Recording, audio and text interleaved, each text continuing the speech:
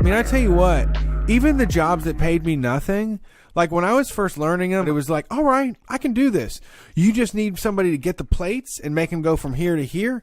I can be the master of that. I was really into that, and I can do that. But after a while, it's like, you guys treat me like shit, and I get the plates from here to here every fucking time, and you talk down to me and shit. What's going on? Jesus, you're counting my lunches. Like, you're looking at what I'm eating. You're like figuring out when I'm going out to smoke. Like, all of a sudden, you're in my shit. But all you said you wanted from me was the plates to go from here to here, and I'm getting the plates from here to here. God, that was the most accurate representation of how I feel when I get a job. At first, I'm helpless. I'm a little baby. I'm sucking off the tea to the manager to tell me what I need to do. You know, I don't want to, my wings aren't fully formed yet. And then once I learn what I'm doing, I'm like, you know, y'all could treat me a lot better for this. I deserve a lot more for this. Wow, this is some bullshit right here. Now that you kicked me out of the nest and I'm flying through the sky and trying to flap my wings here, I don't think you're giving me enough. I don't like this. You didn't set me up right.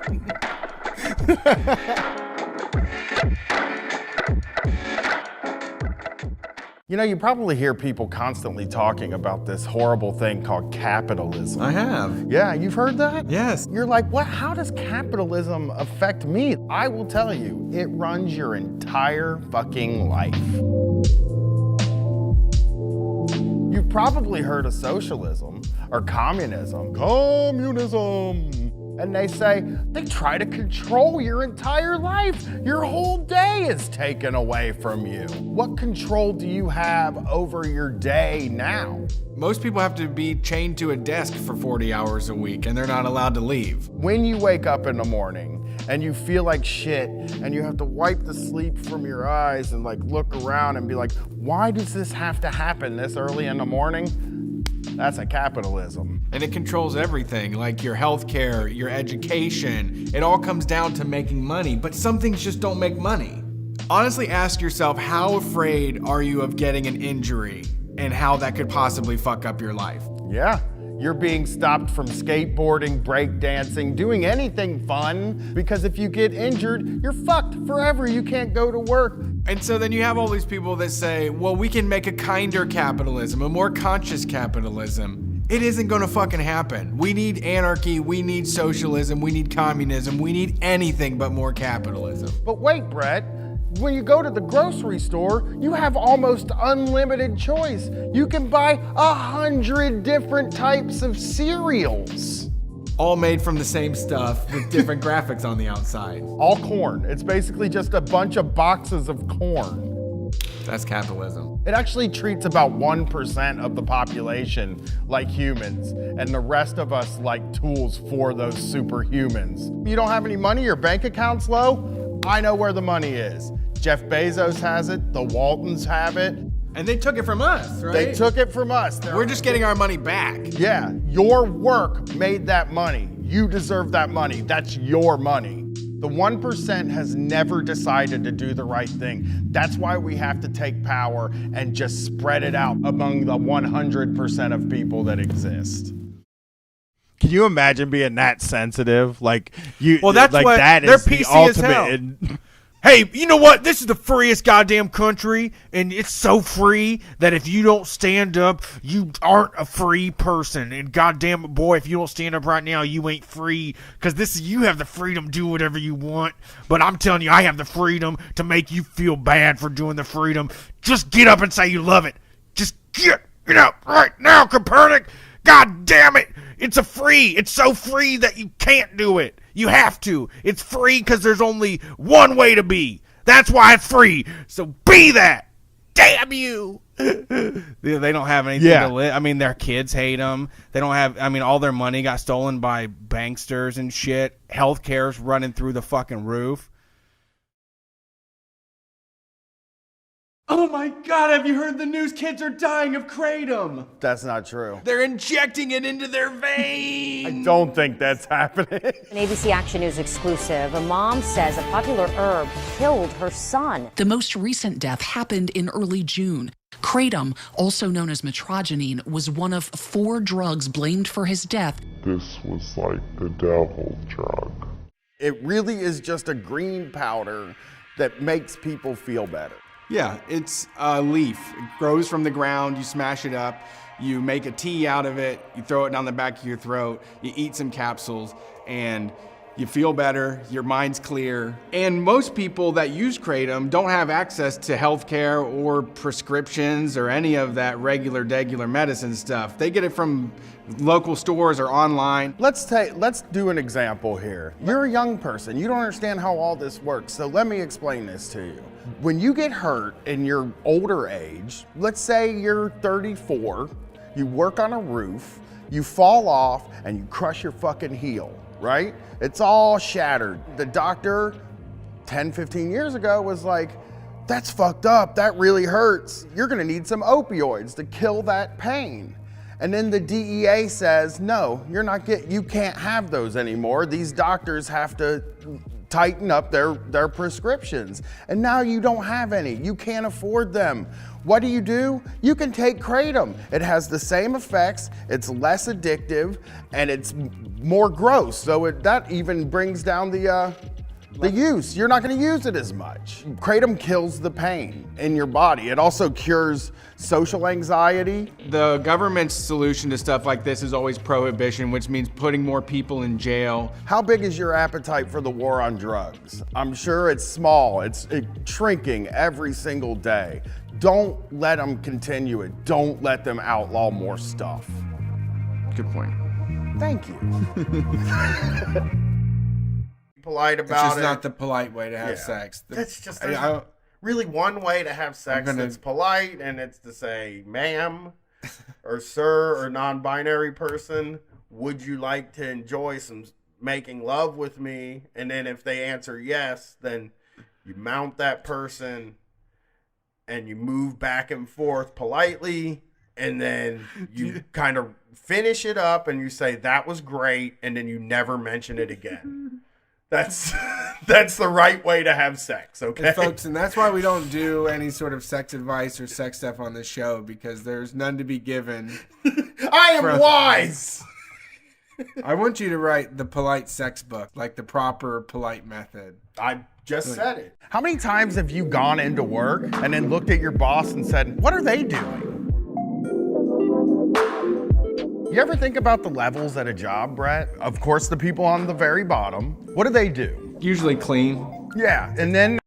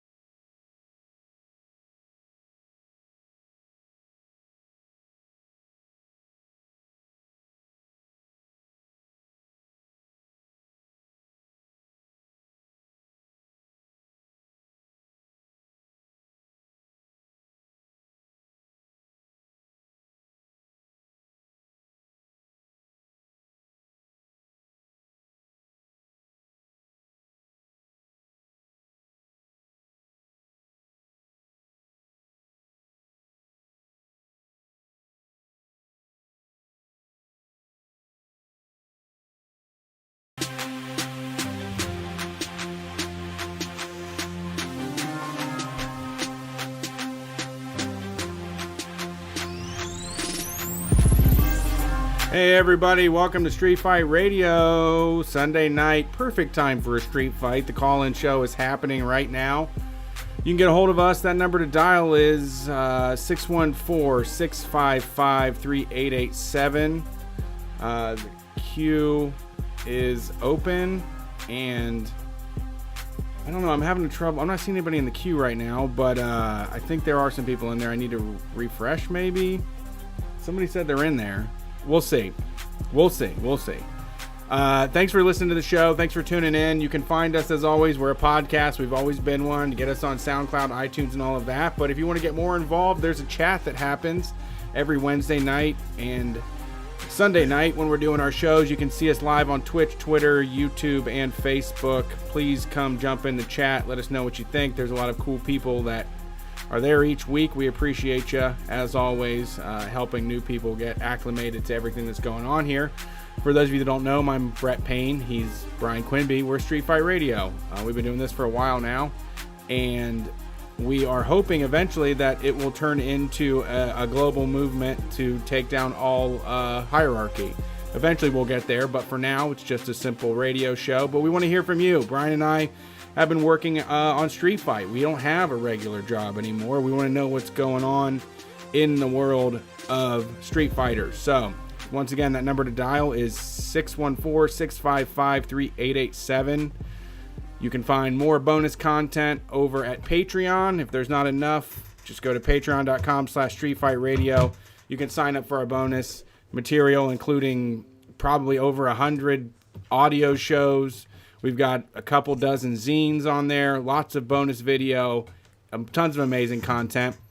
We are also now offering a new pre-order. We're going to do the first Street Fight hooded sweatshirt along with a t-shirt. We had Lermworm come up with a Facebook shirt for us. It says, "I'm a legally barefoot, kratom slugging, dick sawing, Antifa veteran, and a friend of Alani. Don't like it. Live your life how you want. Stay the hell out of mine." You can go and see it on patreon.com. You can go to store.streetfightradio.com to reserve it. We're offering a discounted price for these pre-orders, and we're also raising money for Juntos out of South Philadelphia. That was the charity that Lermworm chose. They are a Latinx nonprofit org that fights for the rights of immigrants in the community and surrounding areas. So that's going to happen. Lermworm's going to get paid. Street Fight's going to get a little bit of money to keep this thing rolling. It's a happy marriage, and we are obviously having all these things union printed and union made. We try to do it right whenever we can. Just check that out at store.streetfightradio.com to put your money down on the pre-order for that. We do appreciate it. We just left a meeting for our live stream that's going to be happening here in Columbus, Ohio. We're going to do a variety show. So that's news about that is coming soon. There's lots of awesome stuff happening in Street Fight land. Absolutely, yeah. Big variety show. Yeah. Gonna be big guests, a fucking band. Yeah. And it's gonna be like Jimmy Fallon, but rowdy. Yeah, I think that's the plan. The plan. Yeah. Basically what we wanted to be kind of like when Fear was on SNL. That's kind of the variety show we're going for. I think my favorite thing is we met with the band and we're talking to them, and they were like trying to come up with songs to like freak us out and do like irony songs, and every one of them, me and Brett were like, yeah, you can do that. And then the lead singer was like, can I blade on stage? And I said, yeah, you can do that. Like, I think they thought podcast, be a laid back show, and I was like, you can't out irony Street Fight listeners. If there's one thing that our listeners all have in common is they love irony. So it's gonna be great, man. It's gonna be a good show, and you're gonna be able to watch it at home and live if you're near Columbus on that day. So do it. But we're also going out west.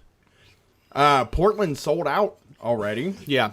So get your fucking tickets if you're somewhere else. I think LA is shaping up to be a cool show. I have ideas that I haven't told Brett about yet, so I'm not going to say them. And it's going to be great. So yeah, you can find that on our website as well.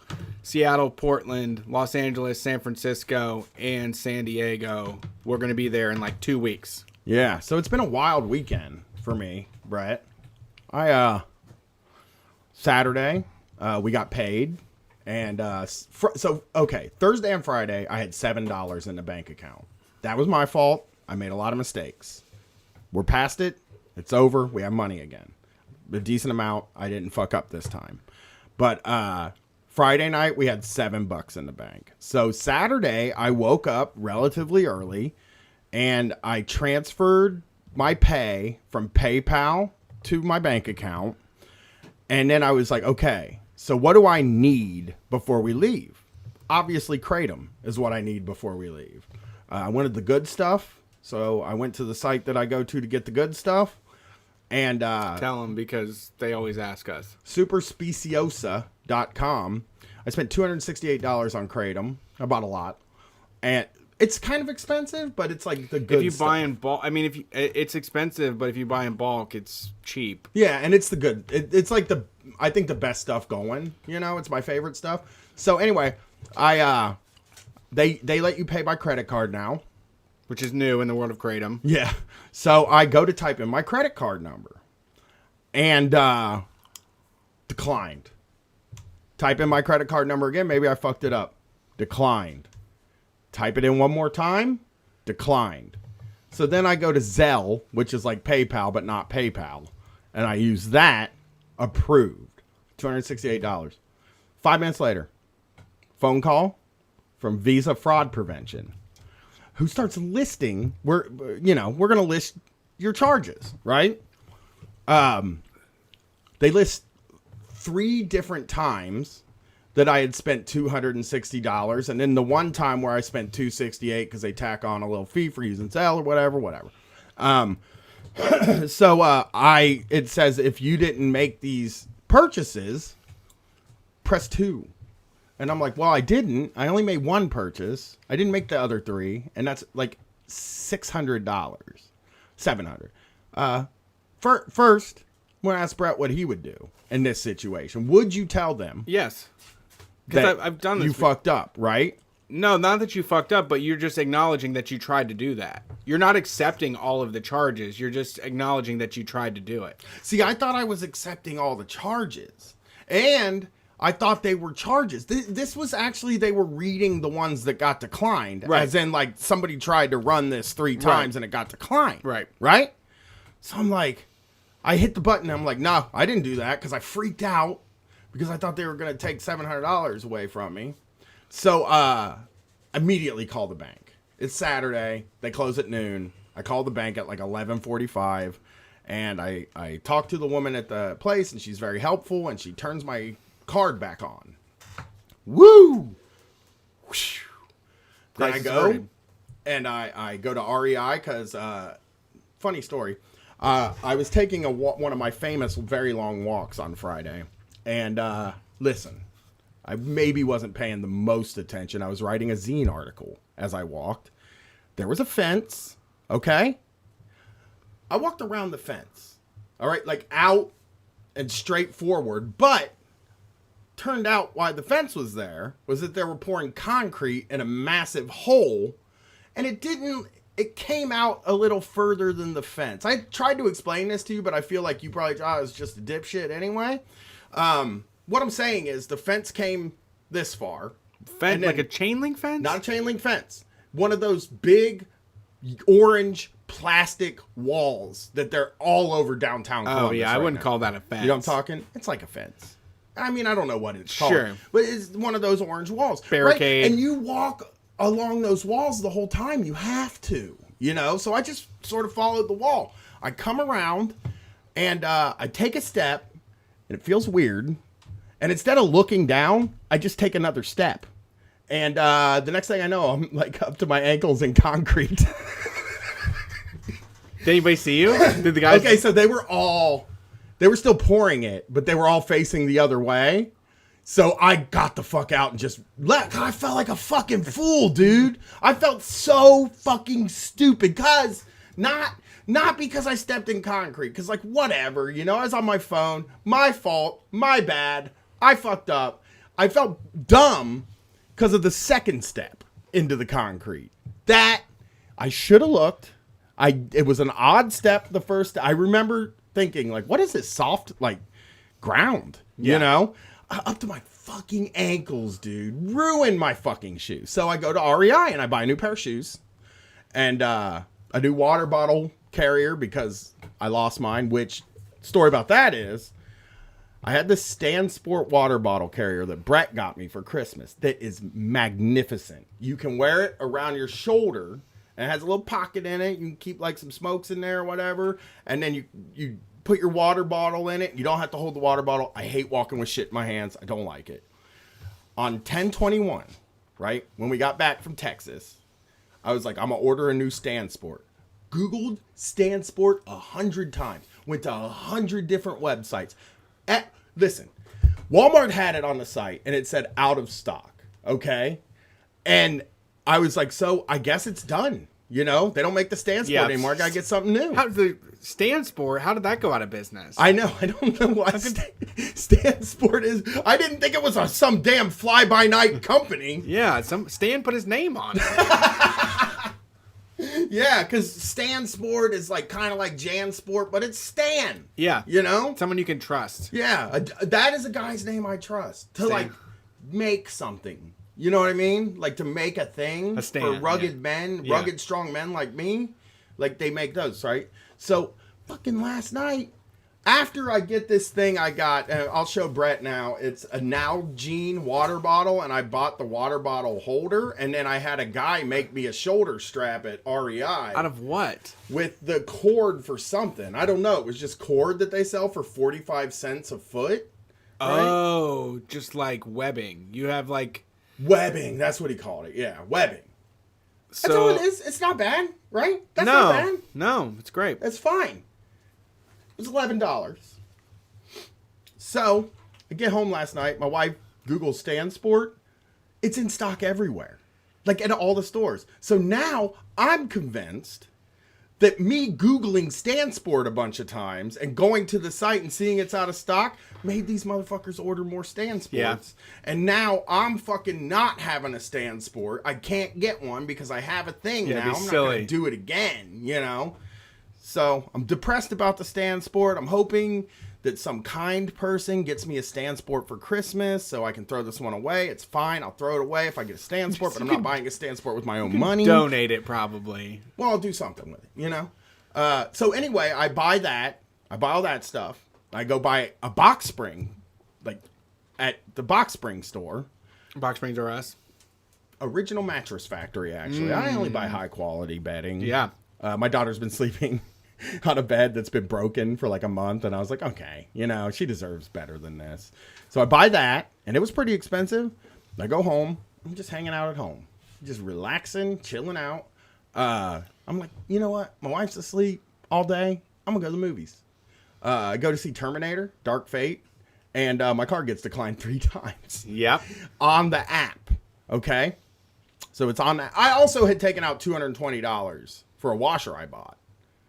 And they wanted paid in cash. You had to make sure to spend all of the Patreon money as soon as you got it. No, I didn't spend it all. I didn't spend all the money. You're trying. No, I was getting things that we had put off. And we needed a washer. I've been yelled at for not getting a washer. I finally bought a fucking washer. So anyway, we get the money. I'm like, I'm going to go see Terminator because there's nothing to fucking do tonight. And I want to see the new Terminator movie. I go on the app. I look at the IMAX screen. There's fucking 3 seats in the theater, right? But I keep getting declined. But it's not saying I'm getting declined. It's saying we cannot complete this request. So I was like, you know what? If there's only, there's no way that only 3 seats are sold at Terminator on opening weekend at 9:15 on a Saturday. There's just no possible way. So I drive up to the theater. Car gets declined twice. They turned my goddamn fucking card off. I started getting messages from my recurring payments saying that I'm like, oh no. So now I got to deal with this fucking card thing. And it's miserable, dude. I'm carrying cash, you know? I don't like to do that, though. It makes me spend it. Yeah. You know? If I don't have cash, I don't spend money because I had to swipe the card. If I have cash, spending money. Swiping the card is spending money, though. Right, but I don't swipe it as much. I won't swipe the card as much as I will. If I have cash in my pocket, I'm more like I look at the cash in my pocket as spent. You know? It's like I look at what's in the bank as my money. And then whatever's out of the bank is not my money. Right. So $40 out of the bank, I got it. So I'm in a real rough spot, man, because we're going on tour Friday. And my hope is that they'll just turn my card back on. But knowing banks, they might not just turn my card back on, and they might have to send me a new one, which I don't like. I do not like that. And credit union, look, I know you're supposed to do a credit union. That's like the woke thing to do, right? That's the best way to bank, community banking, whatever. Not open. No 24-hour line. Yeah. That's not good. Don't get that service. That's bad news. So, well, congressional baseball fan in the chat wants to know what is the washer situation now. Also, Yoo-Hoo Tube. Everybody, inquiring minds want to know. Here's the washer situation. It was hell, okay? I went on Craigslist, which is the demon's hell of a website. It's the worst place in the world, and I hate shopping. I love it. Oh, my God. It's the Wild West. You can do whatever you want on there. It's just a horrible world over there. It's just like a constant trial on there. You know, it's like, and every time I click show contact info, an error has occurred. I can't get the contact info. Mm-hmm. And so I send an email, but nobody responds to that. I don't check my email very much either. So I go to Facebook Marketplace. It is better than Craigslist. I'm going to say Facebook Marketplace is my new place to buy cheap used things. It's for most people now. Yeah, it's great. I mean, because you can just click a button that says, is this still available, and send them a fucking message, and then you can wait for them to call back. So what I did was I ordered a washer put together by some Lonnie, $180. Refurbed one? Yeah, refurbed Lonnie washer, because I love Lonnie washers. That's all I've ever bought, you know? Found another Lonnie who had a big pickup truck, and they were like, we haul stuff. Anything you give us, we'll give us we'll give you $20. And I was like, and it just kept saying, there's nothing too big for my pickup truck. That's what the thing said. That's great. So I really liked it. Yeah. So I got a hold of him. He was like, yes, I want them both. And he said, what's the situation? And I told him, you know, you can park in my back, and it's not a hard one. It's probably one of the easier ones you're going to do. You know, it's got to come up from a basement. Right. It's always got to come up It's a tiny basement. It's a small, weird basement, but they got down there. They can get out. Yeah. And so he's going to come and take those tomorrow. And then one Lonnie's going to come and take both washers. For free? Well, they were going to pay me $20, and I was like, you can have them, dude. You just take them. I told you. I knew. I'm going to chalk it up for a Those loss. are worth money. Like, yeah, you could get somebody to haul it out of there. So they're coming tomorrow. And then Alani is dropping off a refurbished washer for me tomorrow. This is all it took. All it took was you spent so much time worrying about it. You just had to take the few minutes to message some Lonnies to solve the problem for you. True. $180 though, man. It's a little steep. It's hard. more. I mean, there's inflation. I feel like the last Craigslist washer I bought was like $100. Yeah, there weren't a lot of those though, and all the. But that was 10 years ago. Yeah, and all the $100 ones were like you would send them a message that just wouldn't respond. And that's the thing I hate about it is like I really would like to just buy things from stores because they're always there and they have the stuff and you can just buy it. You know, with Facebook Marketplace and Craigslist, it's like I understand that's basically what anarchism is in a way, but anarchy stores are just not. We're gonna have to do something about anarchy stores, but it's just so much, dude. I messaged like 5 people, and $180 guy is the only one that got back to me. So I was like, yeah, I'll fucking take it. That's also the washer Katie sent me that she wanted. So okay, like, I should happy wife, happy life. Yeah, I should buy the one she wants. So I got a washer. I got rid of the other 2 washers. I am in a matter of 6 months. You're gonna be spending less than you were at the laundromat. Oh my God, you don't know what I was doing at that laundromat. Please don't tell us. Please don't tell us. So I got to a point where I was just like, just easier to dry all the clothes there too. Oh no. So it's spending the dryer money and the washer money. How many loads a week? 3 and then 3 and then 3. Like 3 days, 3 times a week I was doing 3. They're $2.75 each, and then you get 5 minutes for a quarter, and I usually did 10 quarters on the dryers. Ooh, so $7 a load? $2.75 or but whatever. I didn't think about it like that, though. Yeah. I only did 1 dryer though. You do all the Oh, clothes you in do all 3 the drying. washers Gotcha, and you gotcha. toss them all in one dryer for 50 minutes. I think about it as the 2 separate charges. Like, I thought about the washers as like, that's a bill. You just got to you got to wash the laundry. Yeah. You know, that's a bill. And then the dryer, I was like, that's a nice luxury. Get it all done at one time. So I was just paying for it. But it was a lot. I was spending too much money. Yeah, And it for was sure. just too much of a hassle. And I hated that my wife had to do it when I was out of town. Yeah, You know, I traveled too much to be leaving her with that. yeah, agreed. I'm trying to figure out how to do that in my house as well. Because I don't know. I don't know. We might do like a laundry service like just once while I'm gone because it's just like so much. I thought about getting like my laundry done and folded by somebody. It's the place near us is $40 for a bag. So Okay, yeah, no, never. I mean, I will do that for the tour. I will pay that just to make things Do easier. they come and pick it up and drop it off? Yeah. Oh, You drop it off. They deliver it back.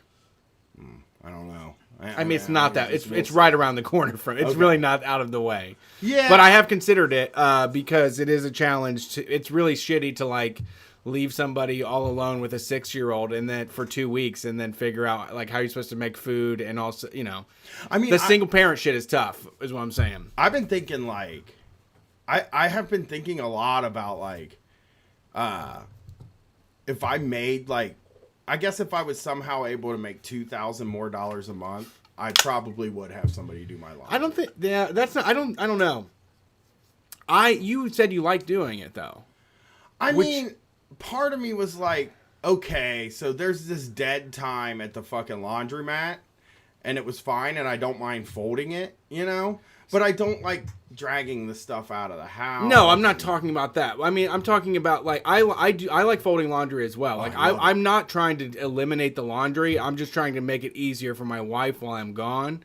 But like, no, I'm not going to ever outsource my laundry because it's an excuse for me to like take a break for an hour and just sit and do something methodical. Like, you can't even look at your phone. Right. It's fantastic. I love it. You It's can a bonus. Just put a fucking movie on, and you can just sit and stare at that goddamn TV and fold. It's the best. It's one of the one of the best chores in my mind because then you're like, ooh, all my favorite shit is clean. I could wear this tomorrow. I could wear this tomorrow. Like it's not the dishes, like you're not filthy afterwards. Like it's all smells great. Rank your 3 chores. Favorite or what I do? Okay, so like let's rank 3 chores from best chore to the worst one. So you'll have the best one, and then you will have the middle one where you're just like, I guess I got to do it, and then you'll have the last one will be your absolutely worst, right? It's not the most good way to do this ranking, but I think like I can start out with my rankings, right? Best chore, laundry, folding. Middle chore, not a problem. Dinner. I fucking love making dinner. That's my favorite chore. Second favorite chore. And then my third favorite chore, dishes. It's like the worst thing in the world. It's like torture that you have to do dishes. And I have not had a dishwasher since the 90s. So I've been doing dishes by hand since the 90s. I would say my top. I mean, laundry is my favorite. Like laundry is my favorite one to do. My second, like the middle of the road to me, is the bathroom because I think the bathroom kicks ass. Because it, like, if you set a timer, it takes about 20 minutes to make that thing fucking sparkling. Like, it takes such a small amount of time, and you accomplish so much. Like, it's not too big of a task to be overwhelming, but you can get it from top to bottom in tip-top shape. It should be 20 minutes or less. Like, it's funny because in the early phases of our relationship, when we moved in together, me and Katie, probably within a fucking year, I think, we sort of divvied up the chores, and it has stayed that way since the whole time we've been together. And I always feel like I got the best fucking, like I'm the best negotiator in the entire world. Brett just looks at me like, you're the worst negotiator. But like somehow I got it that I take out the trash and she cleans the bathroom because I hate cleaning the bathroom. That's a hate chore for me. Yeah. I hate it. So like I take out the fucking trash and then she cleans the bathroom all the time. And I'm like, take out the trash, the easiest thing in the world. I have to say that is part of the heteronormative deal that we get where like we have to do the trash and it's like, fine, the trash doesn't bother me. But like a minute and a half. Yeah. doing the trash, but killing bugs is like the man thing to do, you know, and it really impresses them. And you get way more. You do get way more car shit. Car shit is because I've been going through it with the wife. When we were on tour in Texas, the check engine light came on, and I'm like. I'm an old redneck basically at this point where like when a check engine light comes on, it's like, oh, those things are bullshit. Yeah. You know, every time. Like I don't even know what it is. But my wife's freaking out about it. I'm like, I'll fucking get the thing fixed. Okay. I'll get it checked at AutoZone. I go to the AutoZone to get it checked and they're like, some bullshit. Yeah. So I went home and told her, some bullshit. And she was like, I don't believe you. And I'm like, fuck. Like, I don't know what to do. I hate that engine light. They should get rid of the engine. The service engine soon light is the biggest scam in the world. Because if the oil's low, the oil light comes on. Right? So what is the other problems that the check engine light has to come on? It's always nothing. It's always an O2 sensor. Right. Or it misfired once. Yeah. Yeah. And that's all mine was. It misfired once. And it was like, oh, here, have the service engine light on forever until you go take it to a place and have them turn it off, which I never will. I would drive that thing with the engine light on until it fucking dies. I've always been that way. Let's cancel the service engine light. Yeah, I mean, I think we need to have a discussion about how it's a tool of like capitalism and advertisement, and it's not like it's not informative. No, it's not there to say like, hey, the engine like needs some help right now. It's there to be like, the dealership wants you to spend $75 every 4 months. You know, right? And you're right about that. It's not like helpful. It would be one thing if the service engine light had some way to like Bluetooth hook to your computer, and then you could find out what the issue, or your phone, and you could find out what the issue was, right? But it doesn't. It doesn't serve any function. It comes on, and like my wife thinks the engine's gonna blow, and I think it's nothing. You know what the service engine light is? A sales lead. It's a sales lead. It's a way to get you in front of like a dealership or a mechanic so that somebody can start to draw you in to start spending money. They fucking use them too in the ads, dude. You'll just drive by a car place and I'm like, service engine light soon on? We're going to turn it off for you. Yeah. You know, and it's like, well, if you're just going to turn it off, that seems like it would only take a minute. I don't want to pay you $75 to do that. Yes, people in the chat, we know you do have to look up the codes. There is serious stuff in there, but they're all bullshit. I mean, like, most of the time it's bullshit. Yeah. And it's hard to discern, which it's like without having the stupid ECU plug-in, there's no way to realize like, oh, that's just because it ran rich for one afternoon back in fucking September, you know? Yeah. And my car has a weird oil issue that I'm avoiding thinking about. Okay. Well, now the service engine light seems informative again. Well, don't fuck around with that. My dad always said that's the blood of your engine. Do you remember when my car broke down a couple months ago and the Street Fight was going to pay to fix it because, like, when I went to start it didn't start, right? You remember that? I took it to the dealership. They took it in, and they were like, there was, like, no oil in there. So they just filled it up with oil, and it's never done it again. The chat is right. You can get an ODB reader you can just do it yourself for less than $100. God, that's so much. It's better just to leave the light on. No, not every single night when you go to bed, Katie is staring at the back of your head and hoping that like the thoughts inside of her mind will make you die. So that she can get a new husband that will just get rid of the check engine light for her. You're probably right. I mean, she does think about it. She's just wild about it. Yeah, you gotta do it. You gotta do it. Anytime the car makes a weird noise, she's like, let's go get the oil change. And I'm like, but if that's not the reason that the car's making a weird noise. No. That's just some shit you convinced yourself of. And you can get it red, but shutting it off is different. Like, you can go to any auto parts store. They will tell you, they will print it out for you, but they will not, like, whoever is in the corporate at, like, O'Reilly's is not going to let you change the codes. Like, they don't want you to fuck with it. Right, and the guy was like, oh, I don't know what that one means. And then he was like, Google's a good place to look. Yeah. So I Googled it, and every site I went to was like, don't worry about that shit. Yeah. That ain't nothing, you know? You took it to AutoZone, they gave you the codes, but they didn't shut it off. right? No, they won't turn it off. Right. You got to take it to fucking like. You gotta get your own. Midas or I agree. some Get shit. your own. I mean, when I was souping up my car when I was 20 years old, they were super cheap. They were cheap back then. They're fucking like they're like $100. Right, but $100 is so much money. I mean, if you're gonna be the, sorry to say this, but the man of the house, I mean, you should have the right tools. If you're in charge of the car, you should have a Phillips screwdriver instead of a butter knife. I'm in charge of certain aspects of the car that I can actually fix and deciding when we take it in to get it You fixed. plugged shit into computers before. That's why the oil thing is such a big deal. It's Someone like, got it for $9 at Harbor Freight. They okay, said. I'll go buy You're one in. then. If it's $9, I'm buying Let's it. see. There's a You Harbor know? Freight nearby. There's a tractor feed place at least. Yeah, so one of the weird things is like I have this issue where like I have to put oil in my car like every, I don't know, like month and a half or so. And like it doesn't leak anywhere though. Like my car doesn't leave oil turd stains in the parking lots or the driveway or anything. It doesn't ever leak. But when I go to put the oil in, like the thing that covers the engine is all oily. So I think there's a crack in the block or something.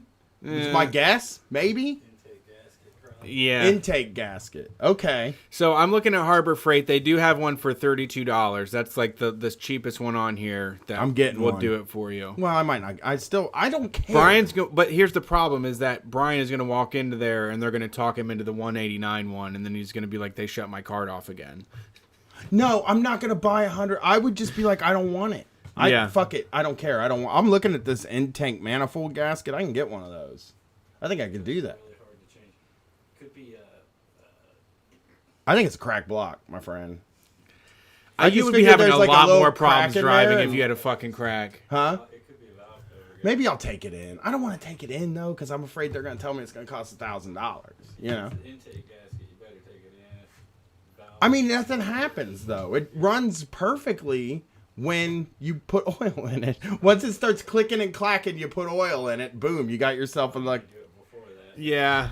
What? Yeah. I mean, I'm worried now. How does it? I mean, it starts clicking and clacking, and the light comes on. So I just throw some oil in it. That's how it works, and it's been great. And I figure. It's probably already aware happening, and when it's clicking and clacking, that's why you want to get the oil in before then, or take it and get it fixed. Right? I don't believe in that, and let me tell you why. Because my car, when it didn't have any oil in it, right? When it was like they said there was like almost no oil in it. No, right? no, God. So- You weren't. Are you ashamed to say? Like, don't you feel ashamed when like a mechanic looks at you and says that kind of shit? No, I mean, I do. When they tell, like, whenever they tell me, nothing. like, you really fucked this car up, I'm like, I knew better. I did know better. I want to be greasy like you. I want to be like a grease monkey that takes care of my vehicle, and I forgot to put oil in it. But a thing I know, I ran it down to nothing. A thing I know I do that's bad is I don't get oil changes ever. No. I'm sorry. But anyway, like, so I don't get a lot of oil changes. The last oil change I got was before, I don't know, man. It was probably the Hellfire tour. Actually, I got an oil change. July. Maybe earlier than that. Maybe it was the Southwest tour, actually, because it was cold when I got it done. But anyway. How many miles do you go? I don't have a set amount of miles I go. I just do it when I feel like it and I have the money to do it, you know? I'm a broke guy, dude, most of the time. And, like, I also am like, I'd rather buy sweatpants than get Yeah, that's my why oil you're changed. broke. I mean, you're not actually broke. Yeah, that's what I'm saying. Well, I'm a I just wrote about this for the Failure Zine. My greatest flaw is irresponsibility with money. But anyway, or bad priorities with money, actually, because I'll do things that are stupid and then be broke and then be like, shit, I'm broke. But anyway, the fucking car, I just have to put oil in it every few weeks, and I figure or every month and a half. I figure if... You're making payments on a vehicle that you're putting oil in every single month? Yeah. $350 a month I'm paying. Don't say it. Don't say it out loud. It just makes it worse. So anyway, and I'm putting I gotta buy the cheapest oil because there's no way I'm gonna buy like some expensive oil, you know. So I buy the $3.99 oil at AutoZone, And so I buy it, and I put the goddamn shit in the car, and I figure if the engine were gonna blow, right? If there wasn't any oil in the car, it just wouldn't start. And then I would be in the situation I was in a couple months ago, and I just go get some oil, throw it in there, and it'll start again. I got it all figured out. This is how I'm running the car. Everybody in this fucking room is shaking their head at me, but this has worked for me for years now. 3-4 years. I've had this thing since 2015. It's going to be paid off next October, and I'm not going to fuck it. I'm going to give it to my daughter, and it's going to run perfect. Well, I mean, I'll teach her about the oil thing. You got to put oil in it every once in a while, you know? I'll teach her the little quirks of the Kia Soul. Trick, yeah. But, yeah. You're like, well, no, then what you always say is like, well, no one can steal this thing because they don't know the tricks. There aren't any tricks, dude. Like, every car needs oil. There's just some place where oil's getting out of mine, but not dripping on the ground. So, I feel like it's fine, actually. Oh, God. I do hate it when it clicks and I feel bad when it's clicking and clacking. I gotta be honest with you. Like, when that thing's clicking and clacking, when I turn the corner, I'm like, yeesh. I probably went a little too long this time. I go throw 2 quarts of oil in, and boom, it's all working. I don't know how to check oil in a car. Like, I don't know how to pull the thing out and look at it, because, like, why you give me this look? I don't know, because these just were like, for me, like, issues like this were very important. To me, it was like, I have to know, I'm going to be piloting this fucking thing. I better know how the fuck it works. But that's maybe because I read Zen and the Art of Motorcycle Maintenance too early in my life. It's important to me too. It's not, because you don't know how to check. You don't know how to check the oil. Well, I mean, you know what? My dad showed me all of that stuff. I that's my privilege, that my dad was fixing all of our cars in the parking lot of our apartment complex and never took it to anybody else to get it fixed unless it was electrical. That was his only rule. Was like, I don't fuck with wires at all. Me neither. But he would try to pull a jammed piston out of any fucking motor with anything that he could. Yeah. You know, he would do an engine swap in the garage, no problem. I mean, I changed the brakes. But not wires. I fixed the brakes. Right, but like the dipstick is even just, I think that you have enough acumen that if you could just run with it, like there's a line on there that you just look at and like. Well, then you wipe it off, right? See, you already know. You do know. You pull it out and wipe it off? Yeah. How do you see where the oil is? You go back in. Oh. See, I should have known that. That's you get rid of all the residue and shit that's been like thrown all over it. You get rid of all of that, and then you get a clean dunk so you can get like a good read on it. Yeah, I just gotta be straight with you, man. My dad always drove new cars and honestly didn't care. I think he like, there's no way he was gonna teach us. Jason could have taught me. I wasn't listening. Jason will be your car dad. He is a car dad. I'm jealous. I don't have the skill. I desperately want it. If I had the time, I could do it, but I just fell out of it. Like I just can't do it. I don't have the time and the patience, and I just like, I crumble under the pressure of some of those things where I'm like, this is going to take so many hours to do. Like it defeats me. See, the thing is, but like I really do desperately want to be able to just go out there and turn a wrench on something and figure it out. I mean, the thing about doing Street Fight for a living is like, you kind of feel like you're on the clock all the time in a way. Sure. So it's like, you don't ever feel like taking a whole day to just do something, but there's this weird part of me that thinks at some point this thing's going to be self-sufficient. It's just going to run. And my plan is to learn how to work on cars. I might even rebuild one myself. I mean, we talked about it. Me and Nick Hayes from Means TV talked about like labor versus paying people, and that for you, it would probably save you money. Like it would actually earn you money to just be able to learn that stuff yourself, you know? For real, yeah. Me, I'm like, I'm actually where you're at, where it's like, if I spend 8 hours on my car, I could probably make 3 times the amount of money to pay for it. You know, like for me, I'm like a money maker. That's what I consider myself, is like, I will just make more money to solve the problem instead of using my time to solve the problem. I just want that. I do understand. I mean, I do understand being like I said, that's my dad was like, we're never going to pay a fucking mechanic for something I can get a Chilton for. You know? I guess I just think I want that thing that like my dad had and that like all the other dads in the neighborhood had were like on Saturday and Sunday, they like didn't have anything to do. And they were just sitting around like fucking farting around the house, maybe doing a home improvement project or working on a car or something, and like nothing else. You know, it's just like, I can do it, but I can't do that. I have to fucking do something. I have to walk. I have to leave the house. I got to do something. So bikes are I don't do it enough, but this winter I've talked about, like, I'm going to set aside like some serious hours to listen to like some old Screamo, to listen to Vendetta Red and Thursday, and just work on bikes for a few hours because it's one of my favorite things to do. Yeah, I do love turning a wrench. I have all the tools too. They're just going to waste. Yeah, but I mean, if you made it through that segment without like going nuts, congratulations. You have a very strong will. Like, you drove me fucking nuts on that. It's all good. Listeners, you scared me out there. The car is fine. Everybody's concerned for you now.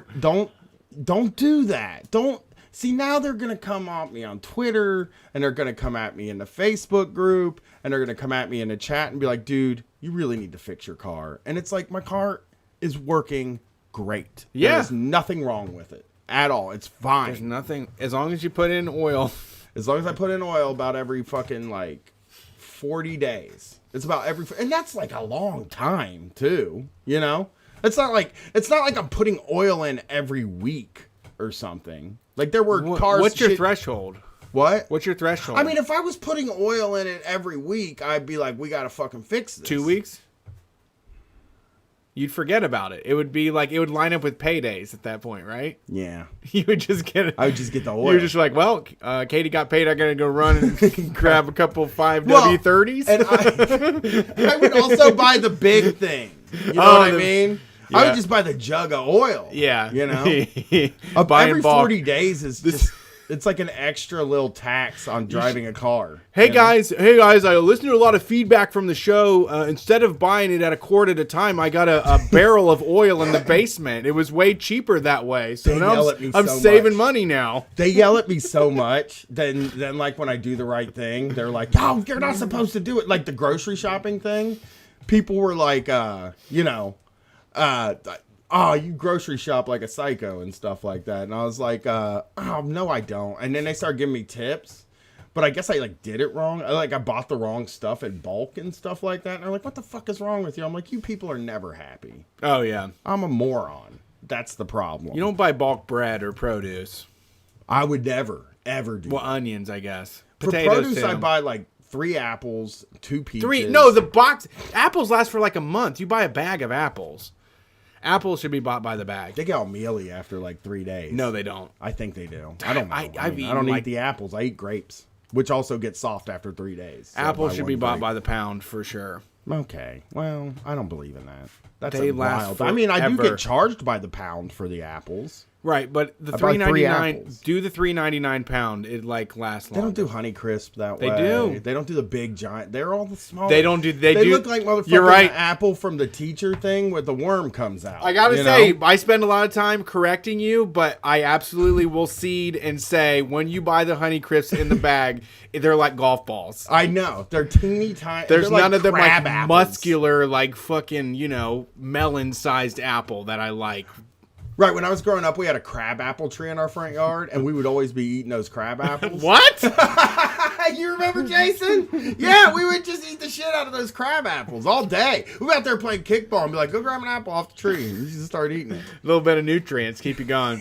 We only use them to whip them at people. Like, we would just throw them at cars and shit. Well, you can eat them. I would never. Why? It just has the worst reputation in the world. Why? It's horse food. It's crab apples. It's apples. Yeah, it's a brand of apple. No, but it's not like a popular brand. They don't have they don't have a sticker at the store for it. Like, you can't go and get crab apples from the store. Right. Like, you can go get Red Delicious and those things suck balls, dude. They have lots of nutrients in them. They suck though. You know, crab apples better than red Delicious. No way. I can tell you that right now. Crab apples are right there with the green ones, which I also love. Oh, the greens are the great. Yeah, crab apples taste like the greens, right? Are they sour? Yeah. Yeah. They're great. I honestly never ate one. It's just they're horrific. Your parents probably told you they were poison or something. My parents told me everything was poison when I was a kid, so I wouldn't eat it. It wasn't poison. It was just someone told me it was like horse food. They were like, nobody eats that. They feed that to like animals and shit. You don't want that. We have good apples in the fucking house that I bought. Ridiculous. That's a ridiculous thing to say. I had never heard something so. You eat a crab apple. They're too tart to eat raw, someone says. That's a lie. We ate them raw all the time. We was just fucking slamming those apples down. It was like having, because my parents. Now that I'm a parent, this is probably going to sound like some bullshit, but my parents kept no food in the house.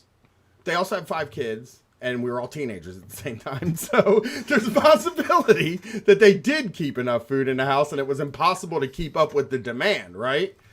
That fucking crab apples were the best, dude. You'd just be outside. You didn't have to go in the house to get food. You could eat a crab. I'm talking about teenage years. I'm looking at. I mean, you didn't dip it in like peanut butter or nothing? No, we fucking picked it off the tree and just ate it immediately. I was definitely broke as shit, and I still wouldn't eat a crab apple. I would just go steal candy from the fucking store before I would ever eat a fucking crab apple. There's some like hearth to home, like, you know, wholesome blogs that are talking about how you can make delicious pies and shit with them when they're baked. Mm-hmm. They're exceptionally high in pectin and acid content, which makes them ideal for fruit jams and jellies. If you gave me a crab apple jelly, I would be in, because you took the time to prepare it. Them motherfucking things look nasty as shit hanging on the tree. They look like apples, dude. Rounder. They're actually rounder than apples, which is a beautiful shape. A round apple. You know, maybe it's just some sort of like it's some sort of programming that like food isn't free. Food isn't like just something that grows in the front of your yard. But I am totally. We just had regular apples. I would take a Red Delicious. I still like a Red Delicious. Put honey on it. Put some peanut butter on it. Put it in a fucking sandwich. Way better option than the crab apple. Yeah. I don't know. Crab apples are good. We got a few. We're gonna get off early tonight, just so you know. Nice. No one wants to talk. Well, I can post the number. Well, we got some calls. Well, we have to get to them eventually. The calls and then we'll talk a little bit. We have an important one I want to take. We've got. Actually, before we take the call, I want to do this real quick. If you haven't tuned out because you're cringing about my. Yeah, I mean, we did everything possible so far to turn off anybody from wanting to hear this. You know, you don't know how to check your oil levels and your pro crab apple. I just didn't know you had to dip back. I could never figure it out, because like, why would you wipe it off? That's so funny what is that guy doing? He took it out and he wiped it off, and he's like, interesting. That was really what I thought. It's not that funny though. Yeah, I mean, it's like when you thought cum came out of the pubes. It's just one of those. So that was a weird thing, though. That's much weirder. And you consider yourself a very like reasonable. You consider yourself normal, which I think is the problem with all of this. Actually, out of everybody I know and all my life, I have been the most normal person. Sure. Out of every single person, sure. Everybody else is so fucking weird. Brett is pretty normal, I think. He's a normal guy. But I think I live a more normal life. You know what I mean? Sure. So anyway. So someone wants to know real quick, did you eat the yard mushrooms as well? Did you ever try the mushrooms in the yard? Well, you don't eat mushrooms at all. Yeah, I hate mushrooms. And it's scary. You know? We ate dandelions a lot. We would just be eating dandelions outside. Dandelion's fine. I've considered it. Dandelion wine is actually something that you can make, and I've wanted to do it for a while. I think Jason, and now I might be wrong, he's going to have to verify this for me, but there was a period where Jason would eat lightning bugs and then stick his tongue out, and like neon light would be on his tongue. I eat bugs too. He did a lot of cool tricks. No, bugs are a fine protein. Yeah. So anyway, this GoFundMe got sent to me. It's from Australia. Oh, hey, mate. Oh, wait. Did me and Gwen do this? That's how the Australian people say no. No. Yeah. No. We've heard it. Okay. So anyway, some climate activists were protesting one of the world's biggest mining conferences and met with an extremely heavy-handed response from Victoria police. More than 50 arrests occurred in the first hours of the protest. And needless to say, the police acted like the police. And fucked them up? Oh, yeah, they beat them up, and they're giving them jail time plus a $4,000 fine for each person. So they are raising money there is a GoFundMe to raise money. It's gofundme.com/f/support dash activist dash arrested dash at dash mining dash conference. And check the social media feeds. We'll put it on there as well. Yeah, I'll send it to Brett right now. But yeah, I mean, if you have a little extra money, I just hate to see like good people that are doing the right thing end up in jail. But but that's the thing about it is, I mean, we can reorganize the money that we have. I know that there's a lot of GoFundMes that go around. Somebody wrote into the show because they were having an issue. Basically, they're a union organizer out of Baltimore, and they're trying to get their shit together, and they have 2 jobs, and they were kind of, climbing up the hill with 2 jobs, and all of a sudden this second job is gone out of nowhere, which sucks, right? Because you've got like a whole house of cards going, you're running behind, you're doing your financial gymnastics, you're motherfucking jugging, all of this shit. And then all of a sudden you don't have that income.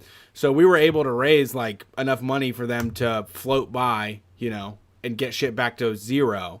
And I think it's for me, it's really neat in the way that everyday people can put $5 on something and change the outcome.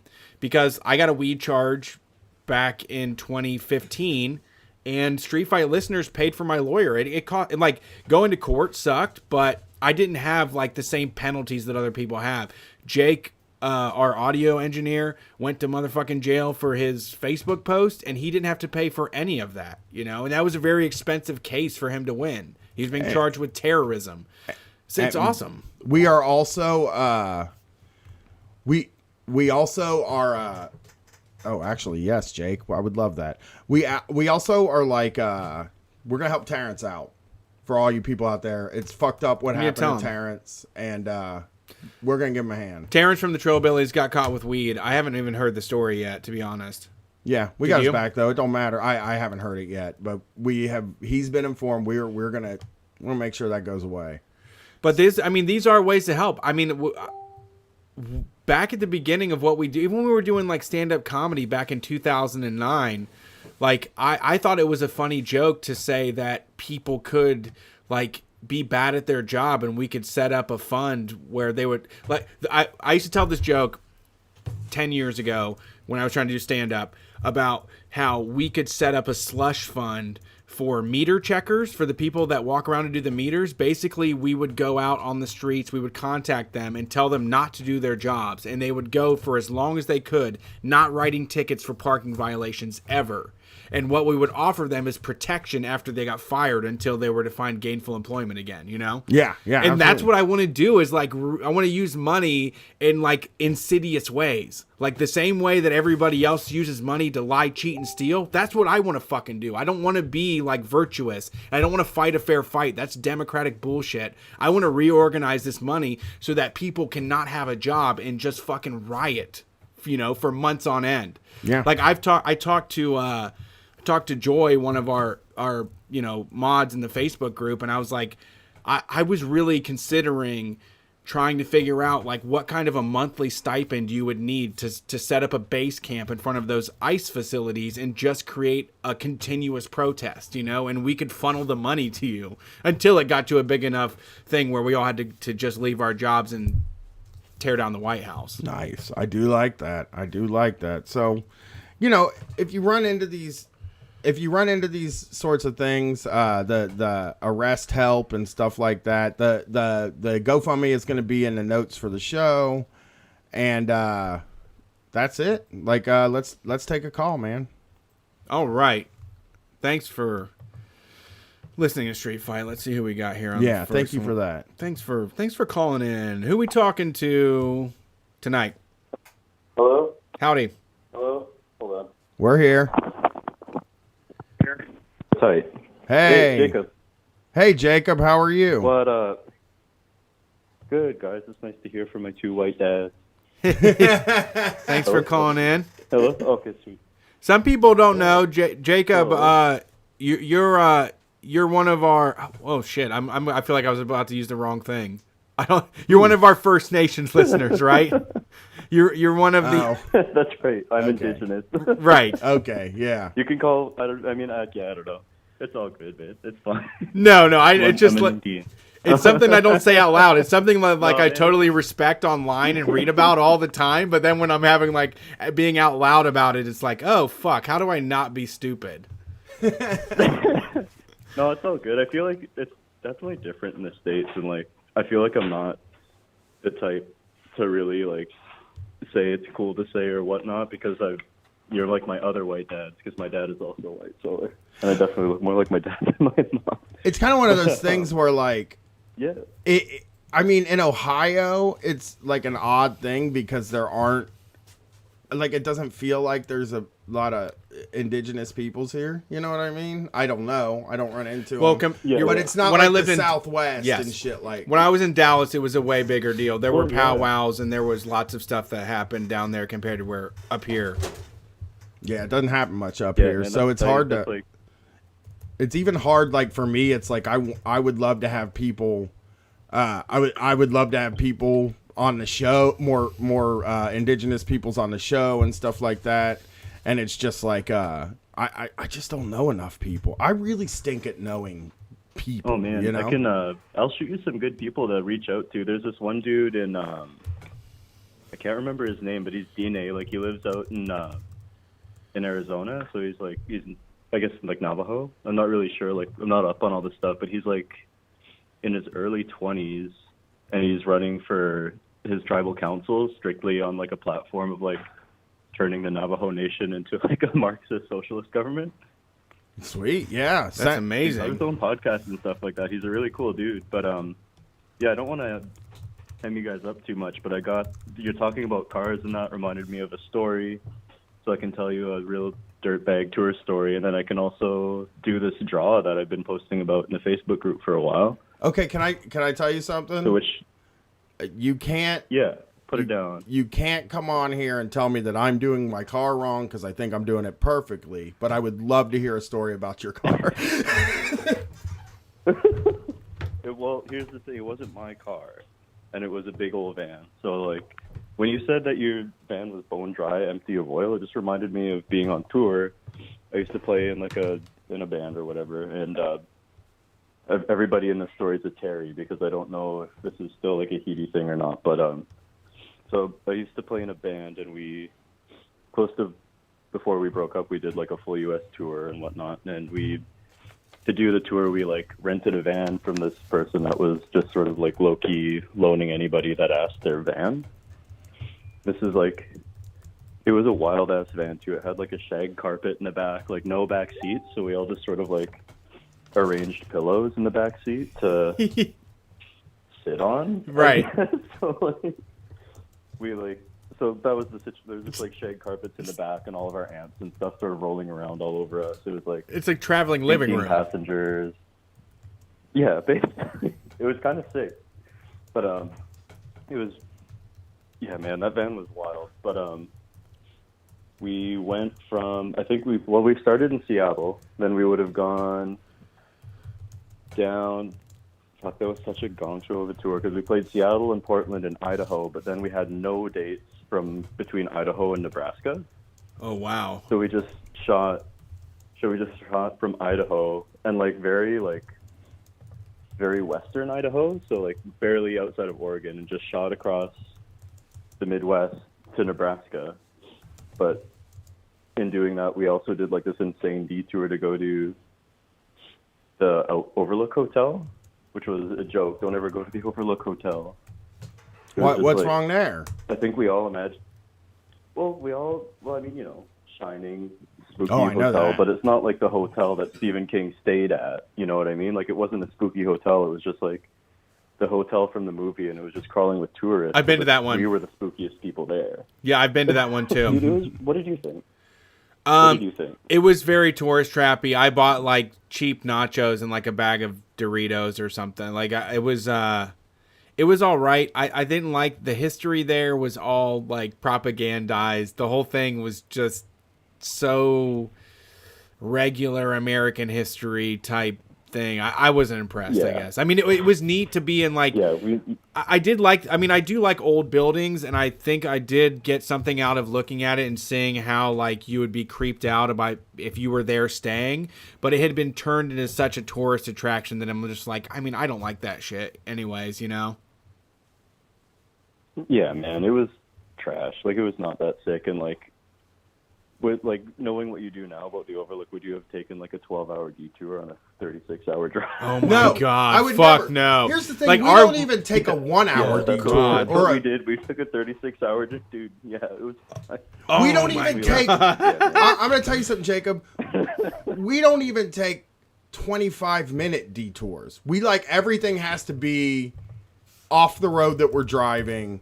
I am very strict about tour driving because like we have to save the money and you have to get to the place, and like the longer you're on the road, the worse you feel for all the shows. You know what I mean? So like dude. on this next tour, Yeah, we're doing a absolutely. 10-hour drive, but we will get into town and we will be there the day of the show instead of doing like half of it and then driving the other half and then getting in town like 5 o'clock and just walking on stage. I don't really like, I mean, like, I'm not a diva or anything like that, but no, get out of here. I'm not like a diva So I was type. yawning. I'm not a diva type guy or anything, he's but I not. like to be in My man town. eats raw crab apples. Yeah, I do eat raw crab apples. Thank you. But I like to be in town. Like, I do really like to be in town and do, like, I like to be in town the whole day of the show instead of getting there at, like, 3:30, 5 o'clock and having to rush to the place and do the show. Which, like, I can perform either way, but, like, I am better when I woke up in the city that I'm performing in and spent my whole day doing what I wanted to do and then go on stage. I'm actually best in Columbus because I wake up in my bed, go to the place, and go home. That sounds Devon. That sounds fucking tight. You know what's funny about actually that I can't remember the name of that hotel thing. The only reason I ended up there was because we bought a TripAdvisor tour of the Rocky Mountains, and like it's on the way. What city? And so it was like, so we got to see it just because I felt like they were forcing it on us. Like I only saw it because we were on the way to something else, and it was like they're definitely trying to this is probably part of their contract that they'll pay, you know, per head to just funnel people into this cheap nacho fucking historical museum, you know. Yeah, but that's like a side tangent. But like the main story is it's related to oil. So we'd gone on this tour, and at that point we'd like gotten through like the worst of the drives and stuff like that, and we're doing pretty solid. Like we went like from Nebraska, we went to Virginia, DC, and then New York. And in New York, the show was sick. I think we made like 1,500 or something, which is like unheard of. I love New York. Yeah, I mean, that's how we are there too. Amazing Stuff like that, but. Yeah, New York so and we the were, West Coast are like that for us, and it rocks like a lot. That's so tight. Yeah, man, we were just on cloud nine. We were gonna go stay in Detroit because our singer had some family there, so we were like driving to Detroit and like just on cloud nine, like wanted to go to Six Flags. There's like 5 of us. We're just gonna go to Six Flags and ride rides all day and still have enough money to get to the show in Canada and whatever. And just so we got to Detroit, and then at that point we figured it would be a good idea to take the van to the garage just to take a look at. Mm-hmm. So we brought this van to this like very like, I mean, it was a Lonnie garage. Like everybody in there was a Lonnie, but I don't want to call them Lonnies because they're not. I don't know, man. We got burned pretty bad. They lifted the van. Oh, Lonnies will burn you. Good on them for check. Oh, dude, Lonnies are like look at the bottom of the van. Lonnies are like a Lonnies. I don't campfire. mind getting burned by Lonnie. Right, that's what I'm saying. Lonnies are sort of like a campfire or something like that, where most of the time it's really cool, but sometimes they're gonna burn you, man. They'll get out of control and burn you. Man, we got fucking fried. But so they hoisted the van, and we're looking at the underside, and there was a word for it, but I don't remember what happened. But basically, like the axle is like bent in half. I don't know, like there was like concaved or something like that, and they were like, oh, if you're like hit a bump on the highway and your axle's like this, like you're fucked, like your van's gonna fold, you're gonna lose your axle and stuff. So we were like, oh shit, yeah, could you please fix that? Oh, an axle is so gonna cost you a ton. An axle, I gotta guess, $2,000. Yep. I knew it, because that's a nightmare fucking price to fix a thing. You know what I mean? Like it's just you go in. Well, it's one of those ones also where you can't just go and put axle grease on it every 40 days to like until it gets. No, it'll snap faster. Yeah, it's not one. It's something that like you're like, fuck, I have to do that right now, don't I? Yeah. I don't know. Yeah, I don't like that. I don't like the 40 days thing. Like, I mean, if it was oil, you would be fine. We were like staying at my, but I mean like, best case scenario for that to happen, I guess, because we were staying at my friend's family's place and stuff, so we were comfortable. So we like took a couple days. We didn't have anything planned because we were visiting anyway. So they like fixed up the axle and like we took the van there to change the oil. So like whatever. Spent a couple days, went to the garage. They were all like, yep, here's your new axle, like good as new, hop in the van. And it did feel a lot better actually driving now in retrospect. Lonnie's saved us. But we took the van and it was maybe like a 3-block drive from the garage to this guy's house. And fucking was just as we pulled into their driveway and got out of the van, we looked over our shoulder and saw this dude from the garage ripping in their tow truck, just flying down the street chasing us. And then he jumped out of his tow truck shoeless, like ran into the driver's, like we were all just sort of like standing there outside the truck like dumbfounded by this guy like flying out, no shoes or socks, like jumped out, grabbed the keys, opened the front door, popped the hood, and then out of his back pocket took just a quart of oil and dumped it into the engine, just like completely drained this quart of oil, just dead ass, no funnel or anything, into the engine. And then do that. When he did this, he like heaved a huge sigh and looked up at us and was like, "Should run good now." Wow! Like as quick as he came, jumped in the truck and drove away. Gee, I do not use a funnel on Did my they oil. steal the oil? I don't understand. Like, why would they? Why would they just? So the story's got a risk. So we like. No one really knew what to make of that, so we were just sort of like, sure. I think we were all just sort of like uneasy or whatever. And then 4 days later, we'd played a couple more shows and we're leaving Boston to go to Quebec.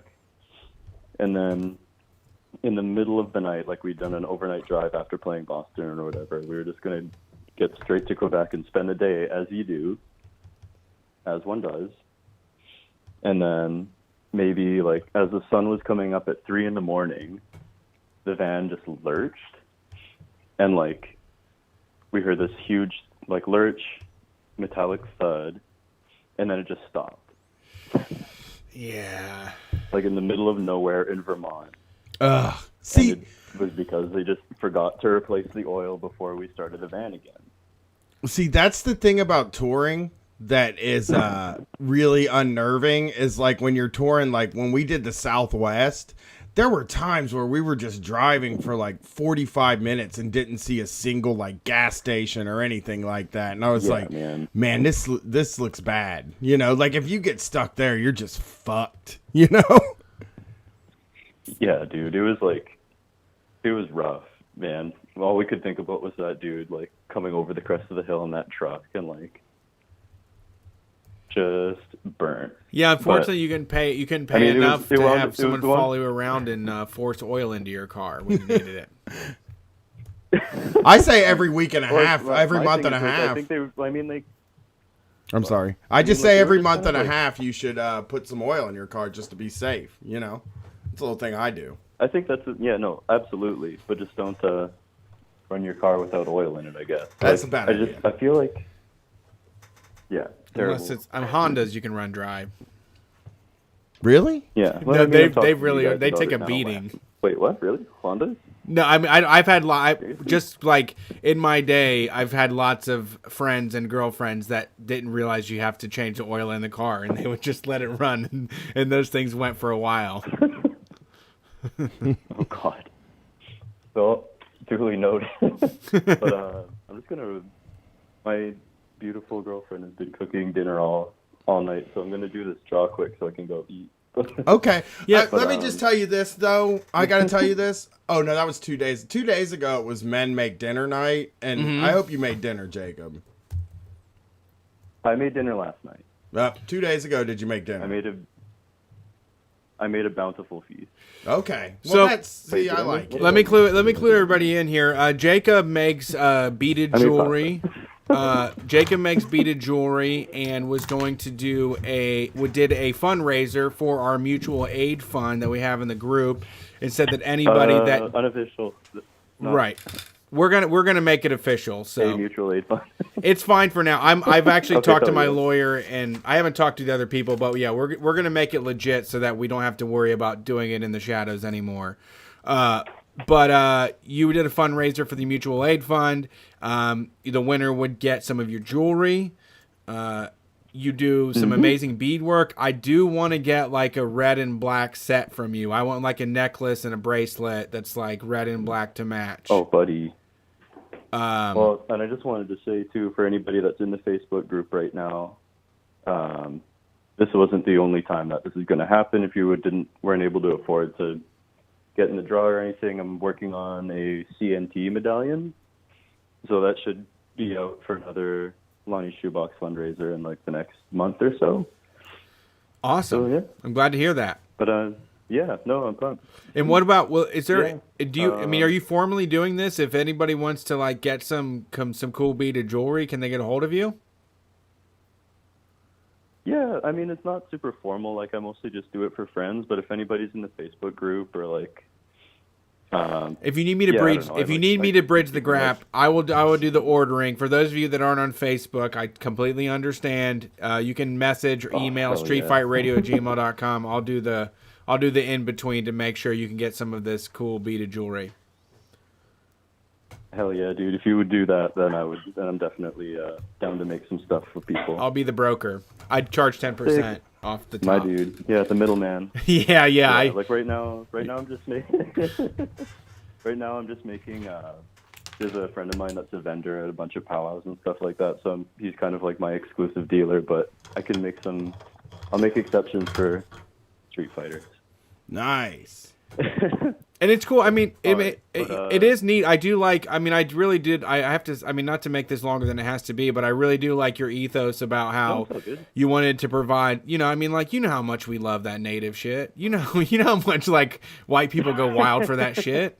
I mean, it's cool and it's attractive and it means so much, but we have a problem of like taking people's ceremonial shit and being like, this is my new style. But you know, you've offered your services in a way that like uses like traditional methods of jewelry craft that isn't like, you're not selling like ceremonial jewelry to people. You know, you're not selling like it, you know, important. You're not selling a part of your heritage. You do have a skill when it comes to making jewelry. Yeah, like that's the thing. It's just like I've learned how to bead from a couple elders and like people that are my age, which is like an interesting experience. And like everybody has different opinions on like what people can wear. You know what I mean? Sure. Like, but ultimately, like I think the thing is that it's like people don't often think about like when like beading's like a contemporary craft for like a contemporary form for like Native people. You know what I mean? Like we didn't have like glass beads or certainly not like cord or like even like the kind of calico fabric and stuff until colonization. There's actually like a really interesting beadwork artist that kind of explores that history, like the history of colonization with a lot of contemporary Native art and crafting and stuff in his work. That's really like, it's pretty tight. I'll send you guys a link to his stuff, but I would be, yeah, I'd love to it's see just a it. really interesting history, and I don't think people think about it in a lot of nuanced terms, but ultimately I feel like if you know the person that you're buying the beadwork from, and like, because my thing too, like with, like I don't do this in official capacities because there's a lot of like native elders that live in like the downtown east side where I'm at that like make money by beading. You know what I mean? So I don't want to like take their business and like go like sell a bunch of stuff at like crafts markets in Vancouver, because that's where a lot of them will go to like sell their stuff, right? So I'm just trying to like, just try to like be aware of like who am I affecting by offering my art for, you know what I mean? Like I just don't want to like take money out of people's pockets who needs it more. But no, but you're right. But this is Street Fighter exclusive, man. Agree. No, I appreciate the candor on that. I mean, no, there is an amount. Like I've seen the discussion happen in other places where it's like the discussion is like, I mean, if you're gonna go out and buy mucklucks, like I would like native people would be a lot happier if you just came to them and bought like the artisanal fucking moccasins that they made, you know, like no one's going to be mad. Like people are mad when a gigantic corporation is ripping off their thing. If you go to them and are like, I need some fucking good shoes made for me, that is not as much of there's no contention with that, you know, like, you know, I like, like I said, I like the bead. I like beadwork. I like turquoise. I do like all of those things. When it's become commodified or commercialized or taking out of context, that is shitty. But you know, if you're taking the time and effort to you know, purchase it from somebody that is, you know, carries down the tradition and is a part of all of that, I mean, I feel like both sides are happy with that. Like that I feel, you know, the whole aspect of appropriation in our culture really comes down to is like who's benefiting and profiting, and you know how much equality there is. You know, like no one would give a shit if everybody was like got to live on their own terms. It's only a matter because like Urban Outfitters is selling fucking dream catchers that people are making a stink about fucking dream catchers. You know? Yeah, man. 100%. You get it. Sorry. Yeah, dude. I'm a show off. No. What's this, the freaking woke Olympics over here? What the shit, dude? Oh, God. What are we comparing each other's wokeness? No, dude. I'm doing Hey, listen to me. I'm doing a whole show. All the guests are women for an entire month. Okay? 6 weeks, 7 weeks, maybe. Can I get a little bit over here? No, I'm kidding. Oh, no. Just starting to yell at everybody. My girlfriend's making dinner. Oh, God. All right. But Thanks for calling, Jacob. No. We have to do we're doing a drawing here. We have to find out who won. He's trying to eat dinner, dude. No, he's trying to do a drawing. Okay, let's do it. No, but I got to do the draw first, then go eat. Okay, let's do the drawing. But, okay, here we go. Let's see who's getting a beautiful necklace. What's your method? Are you doing random number generated? You got 100-sided dice? Yeah, I got a bunch of little bits of paper and a bucket hat. Ooh, analog. Here and yeah, baby. You can fix that. Can someone do like a countdown? Because I don't know when to pull my hand out of this hat. Shit, I don't know. Like 5, 4, 3, 2, 1, me. 3, 2, 1, me. 3, 2, 1. Draw it. Ooh.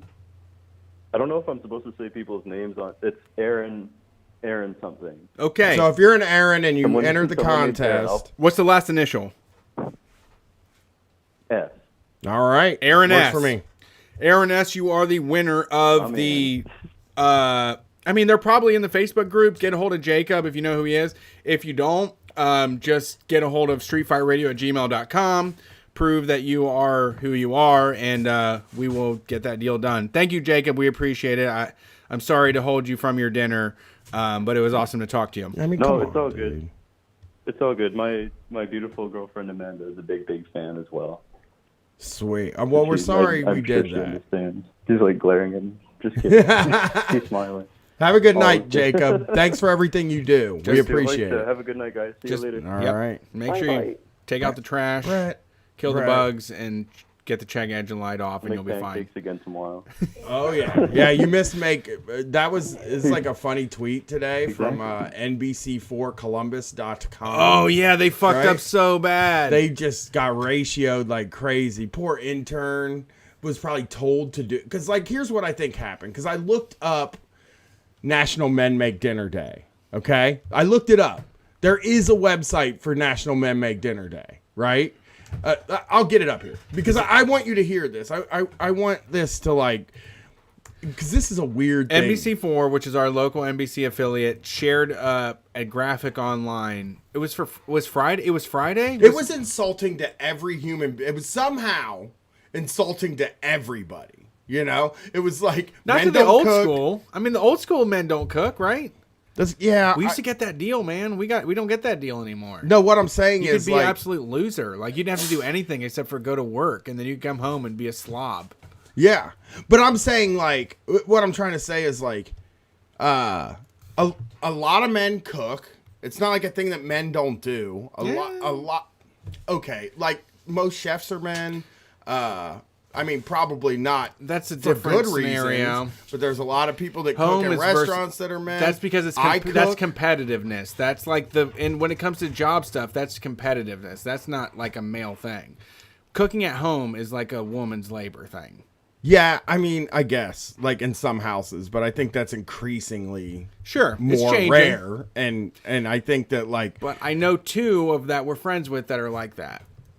Yeah, I mean, I knew two men that couldn't cook on Friday. If you asked them to cook, they couldn't.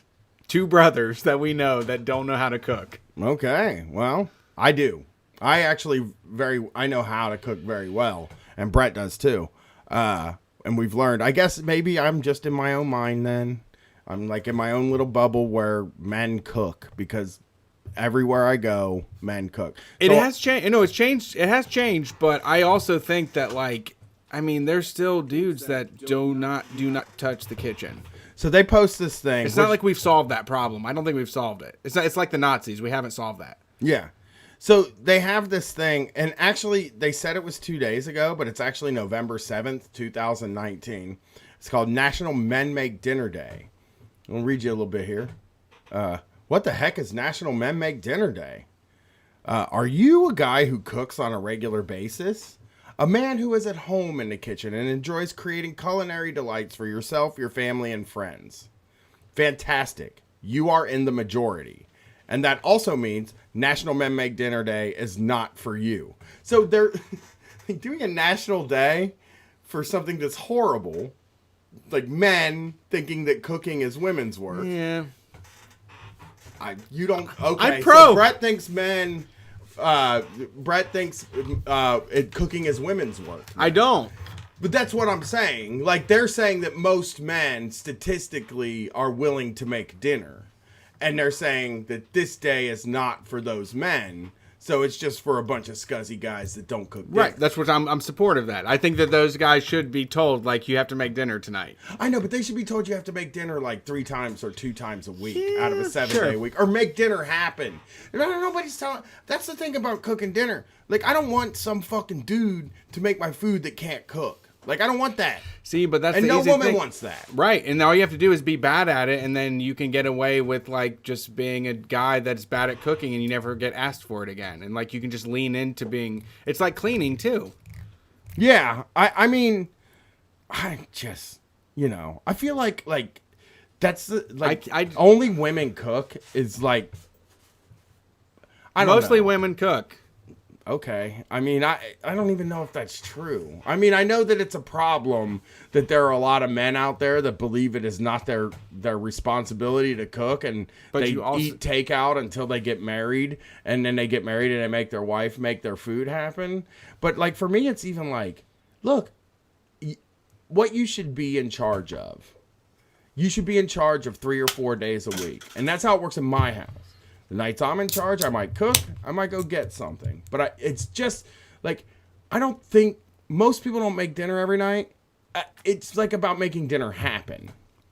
And even if you're a person that can just make dinner happen, fine, But, like, I know that, like, I have read multiple studies that say that, like, in most relationships where both people work, the woman still cooks and takes care of the kids when she comes home, because it's sort of like just a custom thing that, like, has been set up. Right. And, like, that's sort of, they take it on as their job. And even, like, I can't really identify, I guess I can identify in the first year and a half, 2 years of Gwen's life, Katie did almost everything. But that's also when I learned to cook. So it was sort of like, I was bad in the way that it was like, you got to take care of this kid. I don't fucking know what I'm doing. I'll cook. I'll learn everything. I'll do whatever. And you got to take care of this fucking kid. And so I even saw like that in the same kind of light, you know? And then as time went on, it's been so long. It's been since Gwen was 3 that I just took an active role in her life and also like making sure the house runs. And I actually do that now. And I don't know, man. I just like, I hate, it does feel insulting to me. A day like You're doing this a not all feels men insulting. on this, but men are terrible at this, I think. I think men are pieces of shit when it comes to making food. I don't think they're good at it unless it's like the barbecue during the summer, but they won't make like breakfast at all or brunch. Yeah, you're probably right. I mean, sorry. I feel like I popped your balloon. You wanted to come out and say that men are like cooking everywhere and like really killing it in the kitchen, but I don't know. I wasn't even saying that. I was saying it's insulting to women because you're saying women are all these women cooking, you know, and it's insulting to men who cook.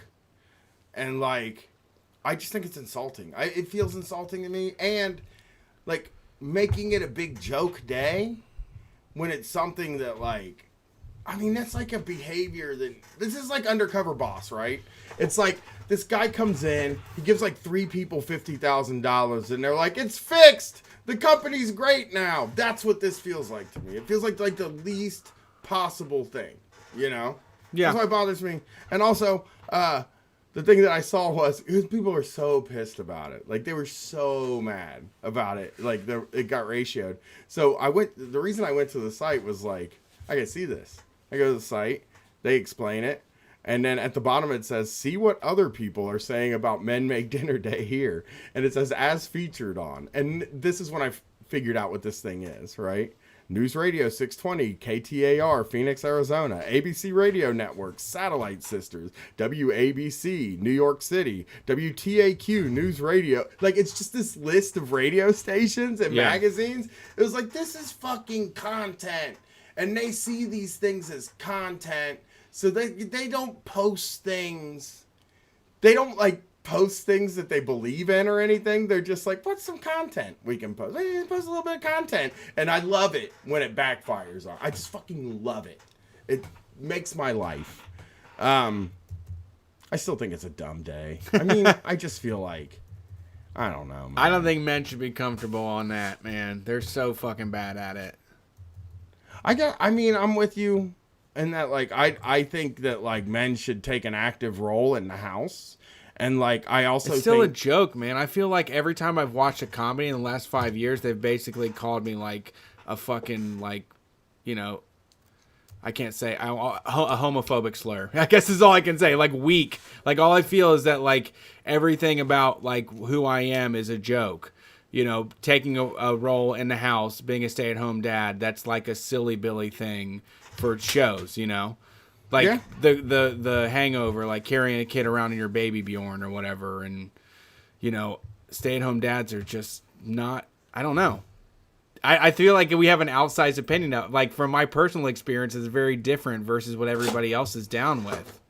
Yeah, I mean, I honestly, I have no, I don't like to think that, like, I like to think that there are a lot of people like us, and I'd like to not. Yeah, but I don't think that, like, the whole country is just like Archie Bunker, and like more of them than us are. I don't know, man. The Donald Trump won. Donald Trump won. An election that, like, less than half of the people voted in. Still more than the leftists, more than Street Fighters. Right. I mean, there is like a DSA thing. is less than what, like, Archie Bunker's in this country. I don't know. There's a space between Archie Bunker and Street Fight, I think, that people usually generally are in somewhere in, like, the middle of that space. I think the status quo is men can be lazy when it comes to cooking and housework, and they get away with it, and they still get away with murder. Like, they still don't have to do shit. Like, I don't think there's been any reckoning or any sort of age of Aquarius when it comes to equality in the household at all. I feel like all it's come down to is, like, women can work harder and be like men and be girl bosses, and they can pay somebody to do the housework. Like, there's been no alternative where men are, like, supposed to come to the middle and like feminize themselves. Like none of the new world is about men feminizing themselves. It's about women becoming strong like men. Yeah. Like that's all I've gotten out of this new woke era of like third wave feminism. Yeah, that's like the liberal type stuff. Right. That's what dictates popular culture. That's what all over the TV. That's what the popular discussion is about. Yeah, you're right about that, man. I beat Brian down. He looks miserable. He's so miserable. he regrets that he brought it up I do. because I just It was the fucking worst. whopped I him. should've I never just talked about whopped it. him. Can we take a break? Sure. We got a few more calls You to go. beat me. You actually beat me.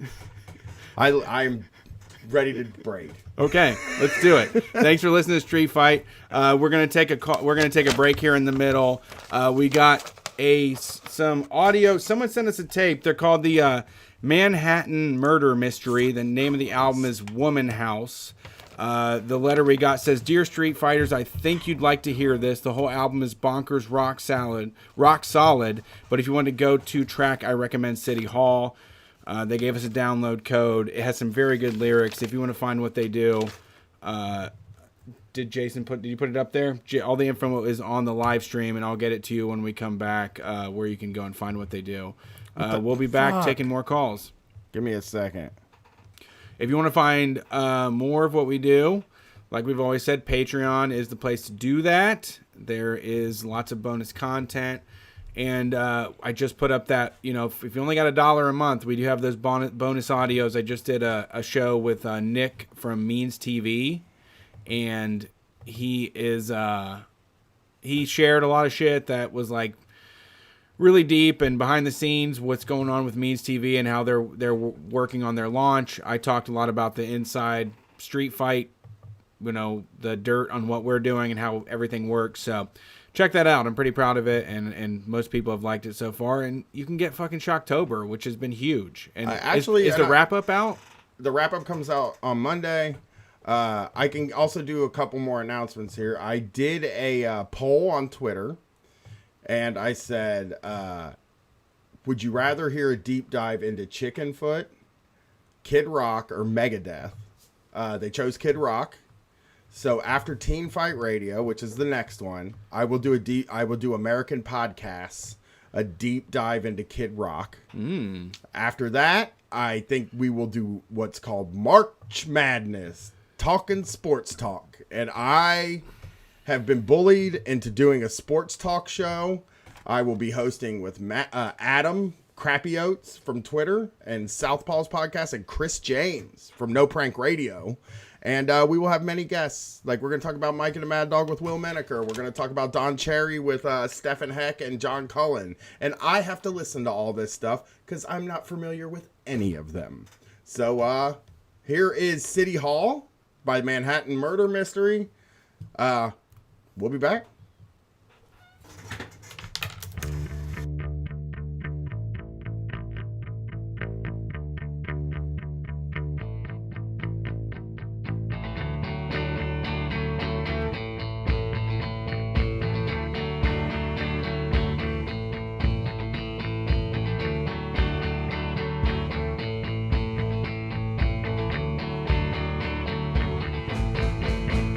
I've been trying my best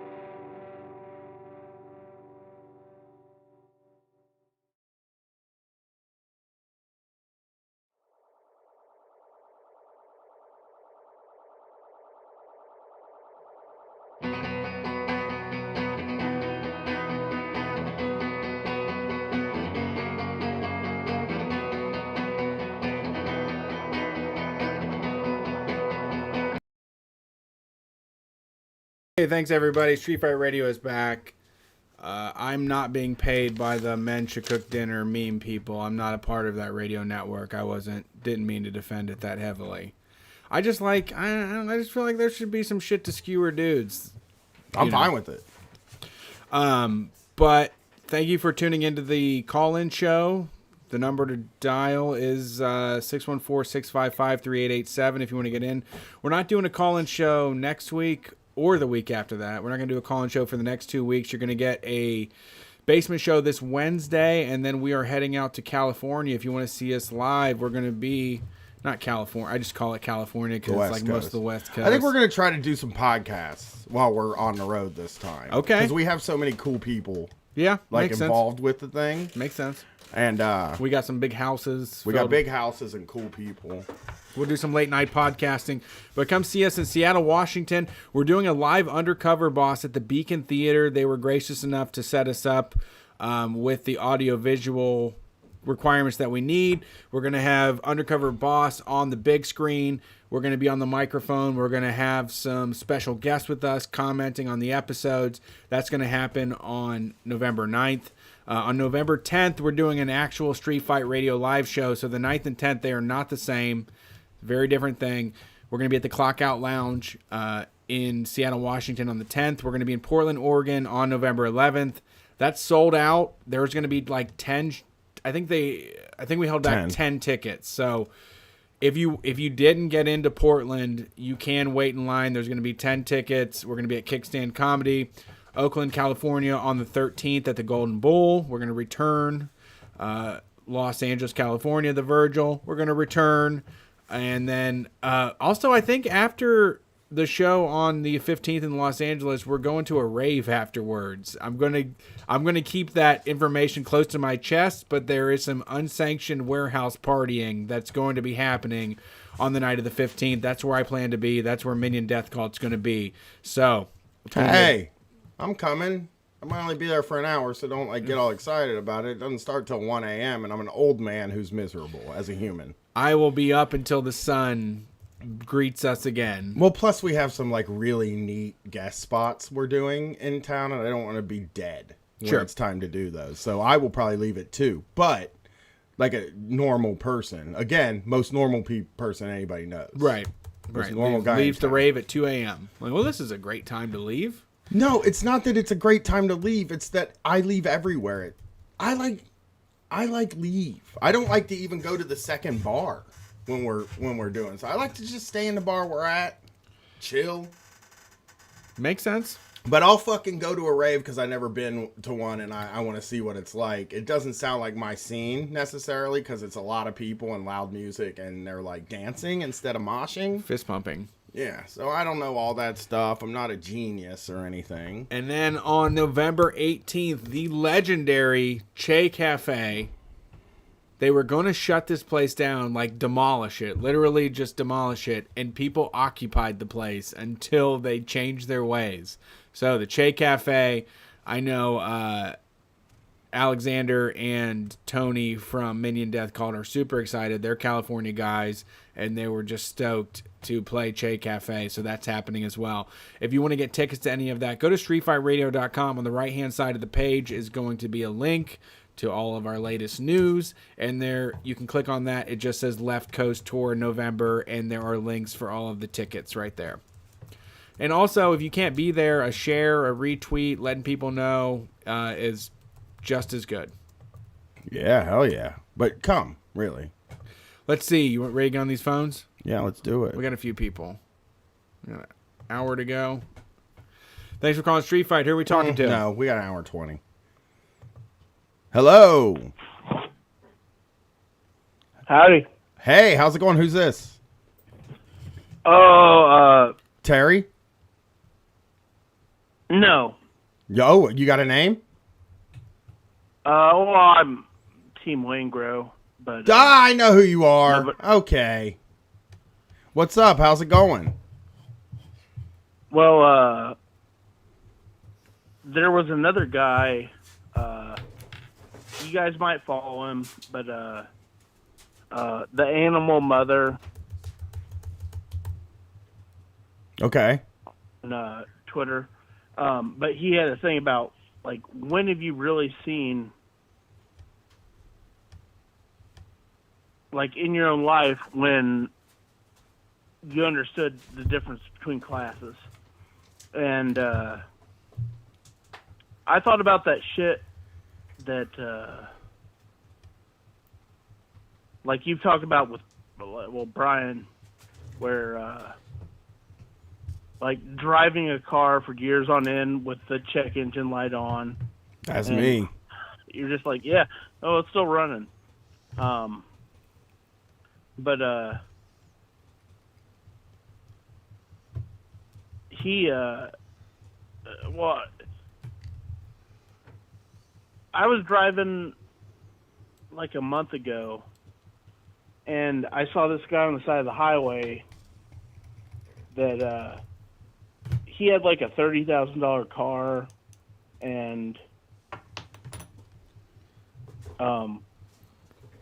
he had a blowout, like a flat tire, and he was on the side of the highway, and he had the like he was reading his owner's manual to figure out how to change a flat tire. Well, not everybody knows. Like, some people don't know how to check their oil. No, that's different than I can change a tire. Okay, I know how. I mean, it's weird because, like, even like just when you get a flat tire, the instruments that you use to fix the flat tire have the instructions on them. It's like that's like the easy fix, you know? I worked a job one time with like a bunch of like professional climber people, and there was a couple that worked with us, and my boss got a flat tire, and it's that, like, she called her husband and he showed up, and then you're like, let's call Brett. I think he'll know how to do this. So I got paid to leave work and go change somebody's flat tire because I knew how to find a piece of frame to put the jack on. Why did he show up? Basically. Why did he even show up then and call you? Like, what a weird situation that is. He solves problems. I guess. Yeah. Yeah. Did you help him fix it? Well, no. Okay. He was driving a $40,000 car. The price went up. Yeah, yeah. Hey, you know, if it's $40,000 car, I'm not fixing it neither. That's my point, though, is like this guy was standing on the side of the highway looking at the manual, like, how do I change a tire? And I couldn't afford to buy a new set of tires for years. And it was basically every other month I'd blow a tire, pull over to the side of the road, change it like I was working a NASCAR pit crew, and then I would drive down to the shady used tire place and buy another one for $30. That's me. You know? That's me. You just described my life. No, I think you're right. Yeah. I mean, that they have to go through the same and gauntlet. the thing is, I would have been ahead. I would have been ahead if I could have just bought a new set of tires. But I never could.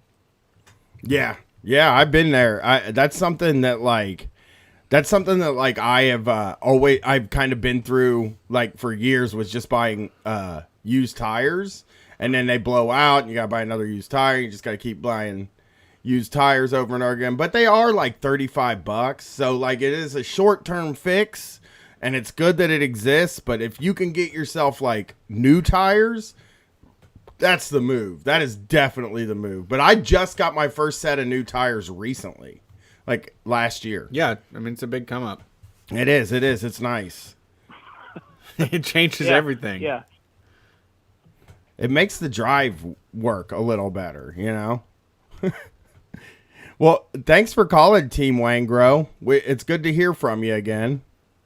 I think you called once before, right? A few times. Yeah. Thanks for calling, buddy.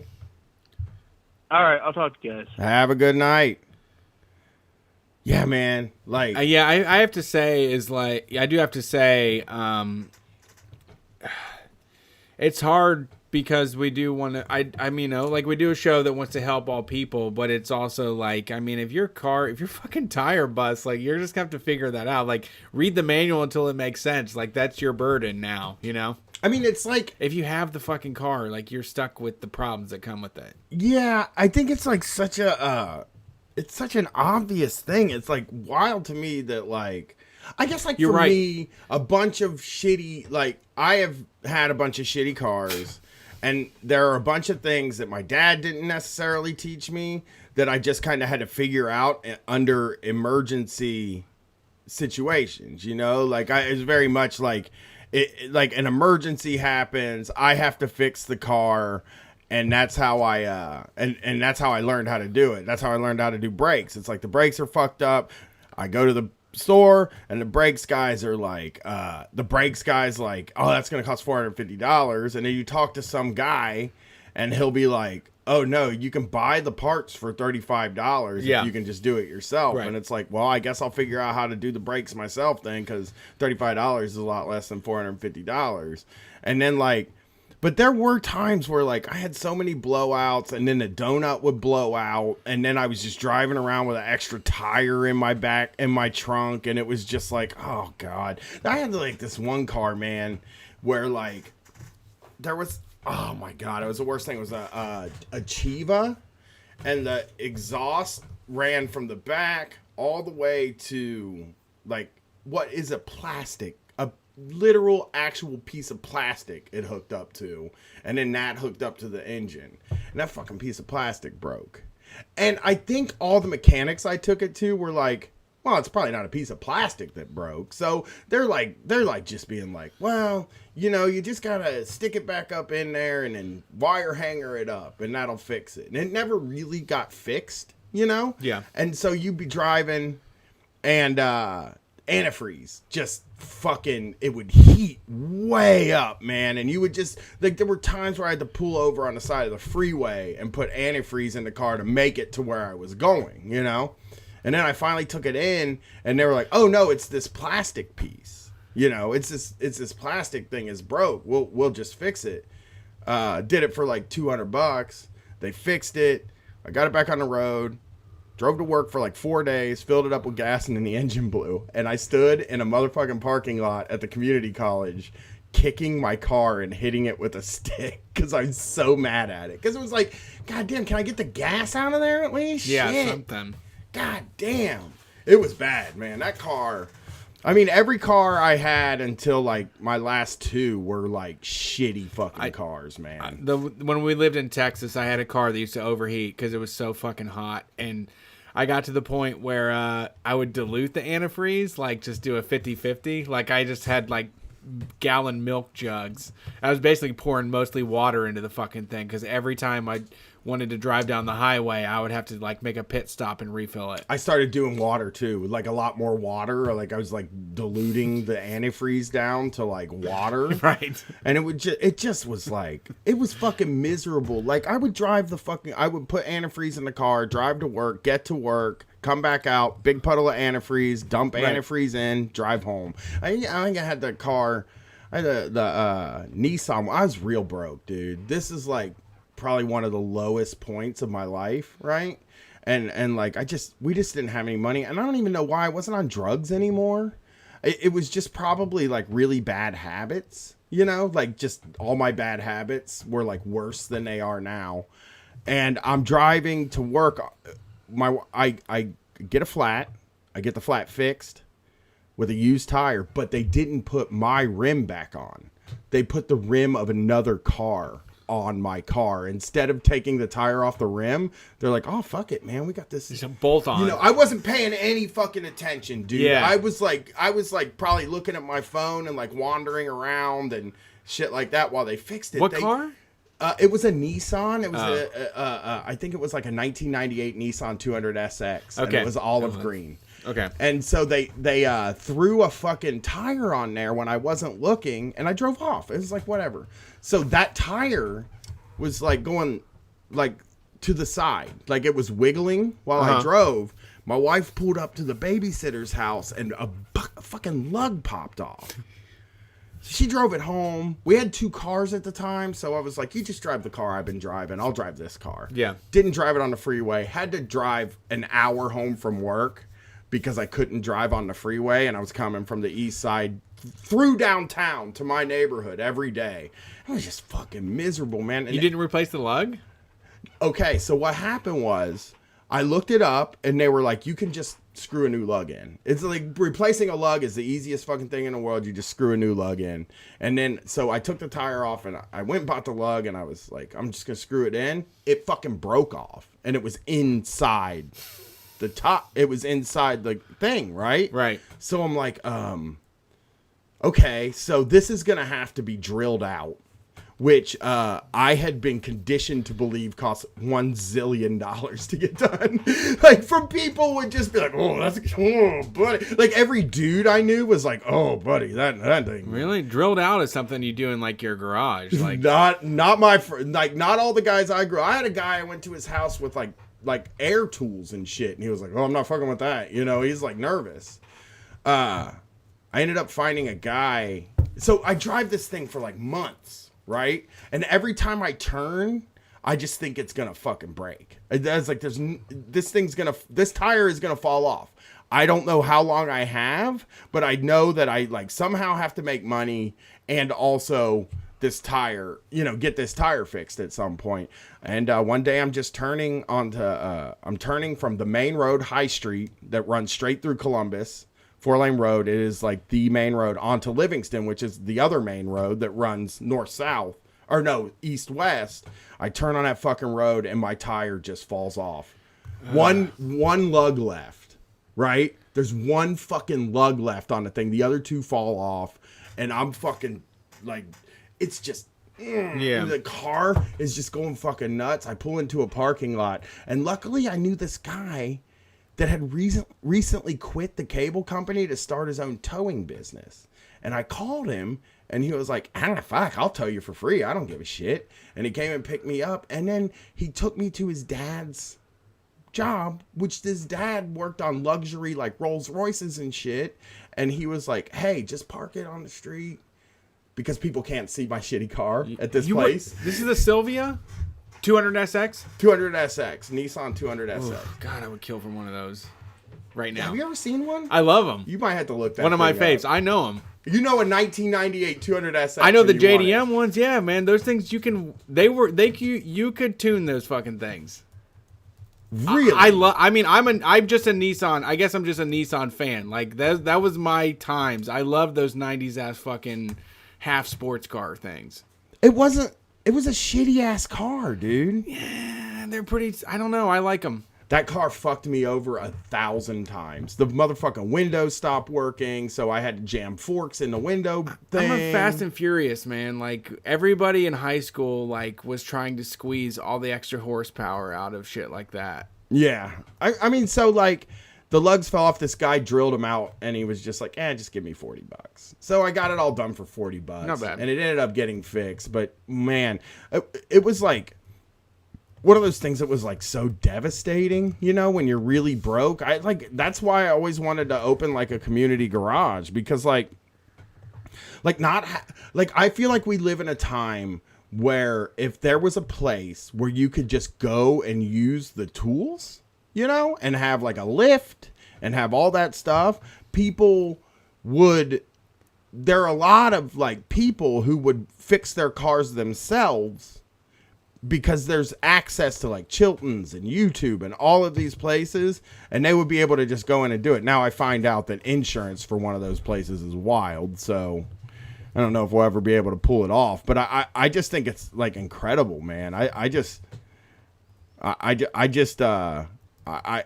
hate seeing people with broken cars. Even if it was a $40,000 car, it would probably make me feel sad enough to help them, Yeah, maybe. I just feel sad for people, Sure. Like, I just feel bad for people who, like, can't, like, do semi-basic things. Yeah, I mean, for me, that is a moment where I would roll in and be like, yeah, I can change your tire. And they would be super impressed, and that would be enough for me to feel good. Like, that was a good pit stop for me, that I get to, like, roll up on somebody's car and completely dominate them. The only time I've ever been hit on in my entire life or since I've been married. I don't get hit on very much. I'm not like the most attractive guy. I'm old and I'm fat, and I generally look like shit. But I pulled up. I was filling my car with air, and I was leaving, and then this woman was like pulling up, and she stopped me, and she was like, "Hey, man, you know how to fill up a tire?" Which was weird because I was like, everybody knows how to fill up a tire. You know, everybody. Right. But some people don't know how to check their oil, though. Those people are reasonable people. They've seen people wipe it off, and they just don't know where the line is the issue, you know? So, For sure. so we do this. We check. So I fill up her, and on my way to get back in my car, she was like, "You got a girlfriend, don't you?" And I was like, "Yes." But I was like, I just got hit on. Right. She thought about it for a minute. Yep. She thought about it.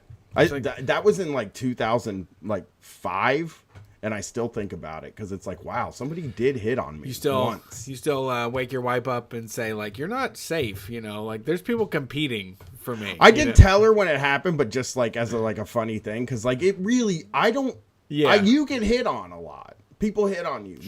Women love you, and men love you, and non-binary people love you. You're just a handsome deal with a lot man. of sexual harassment. And I personally, people are like, "Oh, you know that guy you work with is actually like a lot better looking than you." Actually, everybody you work with is a lot better looking than you. You look like a guy from Ohio. That's like some people are into that. Like I can't get in with like the Mossy Oak crowd the way that you could. Well, I have to dress it. You know what I mean? Yeah. Like most of the time I don't look like I could get on with them. Like today, because I went to a funeral, I would be Mossy Oak. Like any guy would be my friend. Yeah. I'm wearing like really nice boots, jeans, and a flannel. Yeah, which makes me look respectable to men like that. That's like our suit around here. Yeah, I mean that is what I in the wintertime, like I complained during the summer because I had to go to a funeral and I didn't have clothes. In the wintertime, I just wear this, and it's like people are like, "Oh, you dressed up, looking good, buddy." You know what's funny is we went to that business meeting tonight, and it was on campus, and there was like these 20-year-olds that were wearing suits, and they had like full heads of like floppy hair. And I thought it was a costume. I was like, is this a Halloween thing? Like, they look like when a 20-year-old wears a suit, they look like they're wearing a costume. They look like they're trying to pretend to be an old man. Yeah, you know? I never had a suit. No, I don't think I've ever had a suit in my life. Fuck suits, dude. Yeah, I'll never get one. You know, if going on TV means I have to wear a suit, then I will never go on TV. Like a tie or any of that stuff, I'm not into it. All right. Maybe if I put a tie on my flannel, that would be awesome. I feel like you shouldn't have said that because someone's gonna get a viral something out of that. A tie over my flannel. We gotta do a video for that. All I'm right. gonna help you learn. I'm gonna help you I'm gonna teach you how to tie a tie, but it's gonna be on a flannel shirt. Yeah. Wow, that is like, wow. That is like unmined territory. I don't know why I've never gotten there before. Yeah. Like I've seen people wear ties on polo shirts to be like over the top preppy. Usually fucking poor people that want to, poor guys that want to pretend like they're balling and shit. But I have not seen a tie on a flannel yet. Yeah. But they have the collar. It's right there. I mean, the weirdest thing about like when it comes to fashion and business and all of that is like the most respectable thing to have is like extra fabric around the neck that you fold over. Like the collar is just so ridiculous. Yeah, it is odd. Like it's an odd like, thing that's like important. I liked it when the 70s when they were like, you gotta have the more butterfly collar. Collar is the best. You need as much collar as you can get on that shirt. But yeah, this is basic. I always thought of a flannel as like a business shirt. Yeah, and I mean, it would make sense, like, if you're going to do a meeting, I mean, you want to be taken seriously, you're going to throw a fucking tie on that thing. Show up to a fucking meeting in a flannel with a tie and a baseball hat on, a New Era hat. Looking good, buddy. Looking good. You look dressed up today, Brian. Oh, wow, you really tried. You're styling and profiling. We got 2 more to go. Let's see who's on the line. Thanks for calling Street Fight. Who are we talking to tonight? Oh, shit. Hi. My name is Josh. What's up, Josh? Long time. Listen, I just wanted to talk about. I think that I'm in like a similar position that a lot of other people are. I don't really have a degree. I don't have a lot of like I don't have a professional like certificate or anything. And I feel like it's hard to start with nothing and start accumulating capital to kind of move out, get into your own place, your own thing. So I guess I was just curious.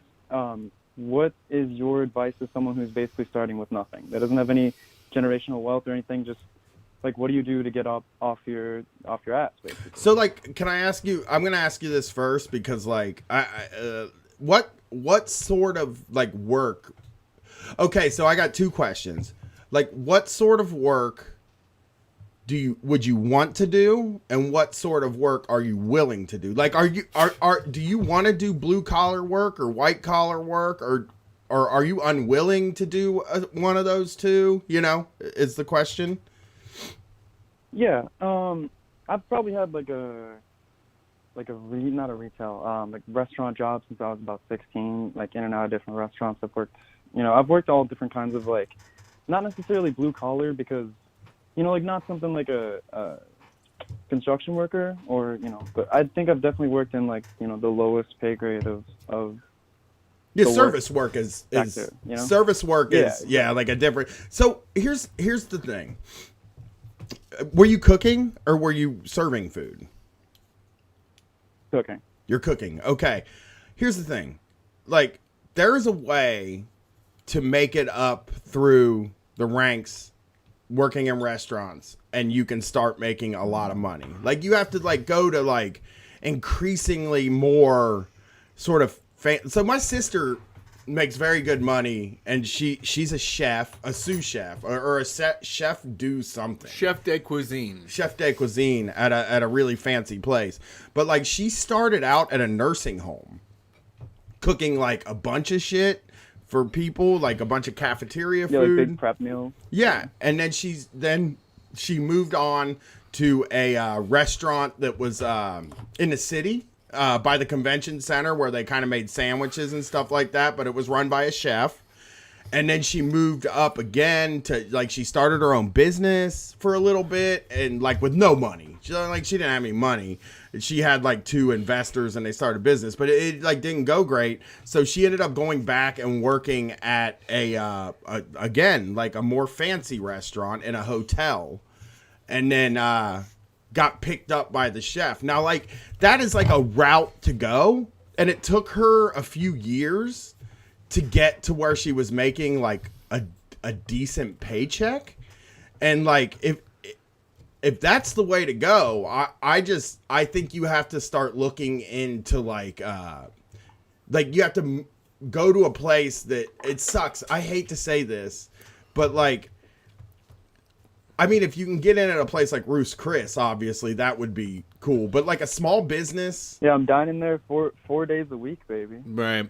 Yeah, well, you gotta be known. You gotta be known around there. You gotta be a name. Yeah, no, yeah, those are the things that separate you from the heathen. Just spend money to make money. One thing I think, though, I think about this like a lot, is that there are jobs for people without degrees that you kind of have to start out at like it's not a low wage. It's a low wage, but it's higher up than you can make at a service job. Like, that is why I got the job at, I got a roofing job, which I don't recommend to anybody. But then I got a call center job, which paid a little more, where I had a chance to like move up and make a little more money. But like, the cable job is a service job, and it's the easiest one of all of the like hard blue collar jobs. Like, jobs like that cable installing job is the easiest blue collar job you can get. And I can't recommend working in that direction if you're willing to do something like that, because it's like, it's not as much work as an electrician. It's not as specialized, and it's fairly like, they're always hiring installers. They're like always hiring them. So something like that, like, you could start accumulating money, and they do pretty regular raises. Every job sucks in its own way, but like, if you're willing to do blue collar work, something like the cable company, like, generally it's it's the easiest blue collar job I had. And I had a bunch of them. A warehouse is also a place where you can make a bunch of money and then put it aside and start something else. You can make more at a warehouse than at a lot of restaurants. Oh, 100%. Yeah. I mean, and like, it's about like, I think like if you're one of those people who can just work and work and work and like, you know, put it in and like at a warehouse or something like that, you will make enough money to be able to facilitate doing whatever you want to do. Like for me at this point, and I wish I would have known this when I was younger, like, because they say that every person goes through 4 careers in their life. Like, I wish I would have looked, and Brett probably did look at it this way, but I wish I would have looked that early time of my working as like figuring out how to facilitate this thing that I want to do.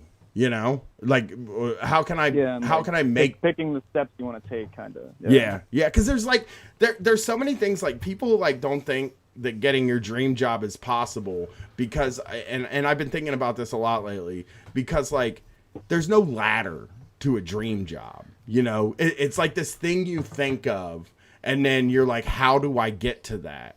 And I think it's about doing as many things as you can to like work your way towards that. It was like, for us, it was like we tried a million things, and if they failed, we just stopped doing them and did something new until we hit on what we were good at and what we could do. So like, I'm not saying like be a podcaster. I'm saying like, if you want to accumulate enough money to do something that you want to do, then you don't have to think in terms of a career for your job. You don't have to think like, oh, hey, I need to get into a place that I can move up through and move up through the ranks. You have, like, my thing would be like, I need to get, like, if you wanted to open a restaurant, I need to get a job at a place where I make enough money that I can put some money aside and work on getting investors or something in this place, and then try to like do a down payment or whatever, and I just need to go to a place that's going to give me regular raises and isn't going to fire me. It's like the way I would think of it now in hindsight, but I didn't think that way at all. I kind of spent my whole time searching for a job that I would be able to stay in for the rest of my life. Yeah. Well, so in my opinion, the way that I would say it, I mean, at this point, what I look at is like, you have to pick your goal and then you have to backfill from there. So if you're looking for a job that just pays like $25 an hour, there's lots of like union opportunities out there for like electricians or whatever it may be. Like, you can go into plenty of the trades and there are lots of opportunities, and if you have the patience and you can keep up and do something like that, that is something if you're just looking for steady employment. But for me, my opinion as somebody that never graduated college is that like you have to make yourself useful to people. And at the warehouse that I worked at, there was nowhere to go because the only people that were supervisors had college degrees. Like in the corporate environment, like they're always going to be looking for credentials.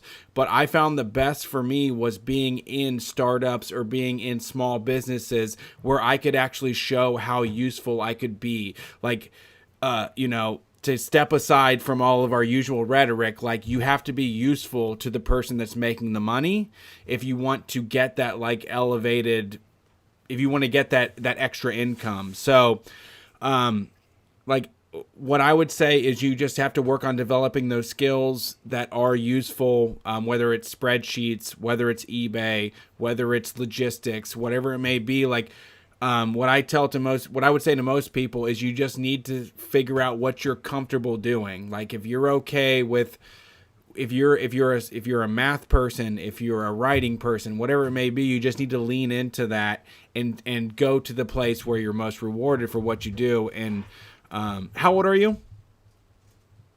21. 21. Oh my God. So 20. I mean, here's the thing.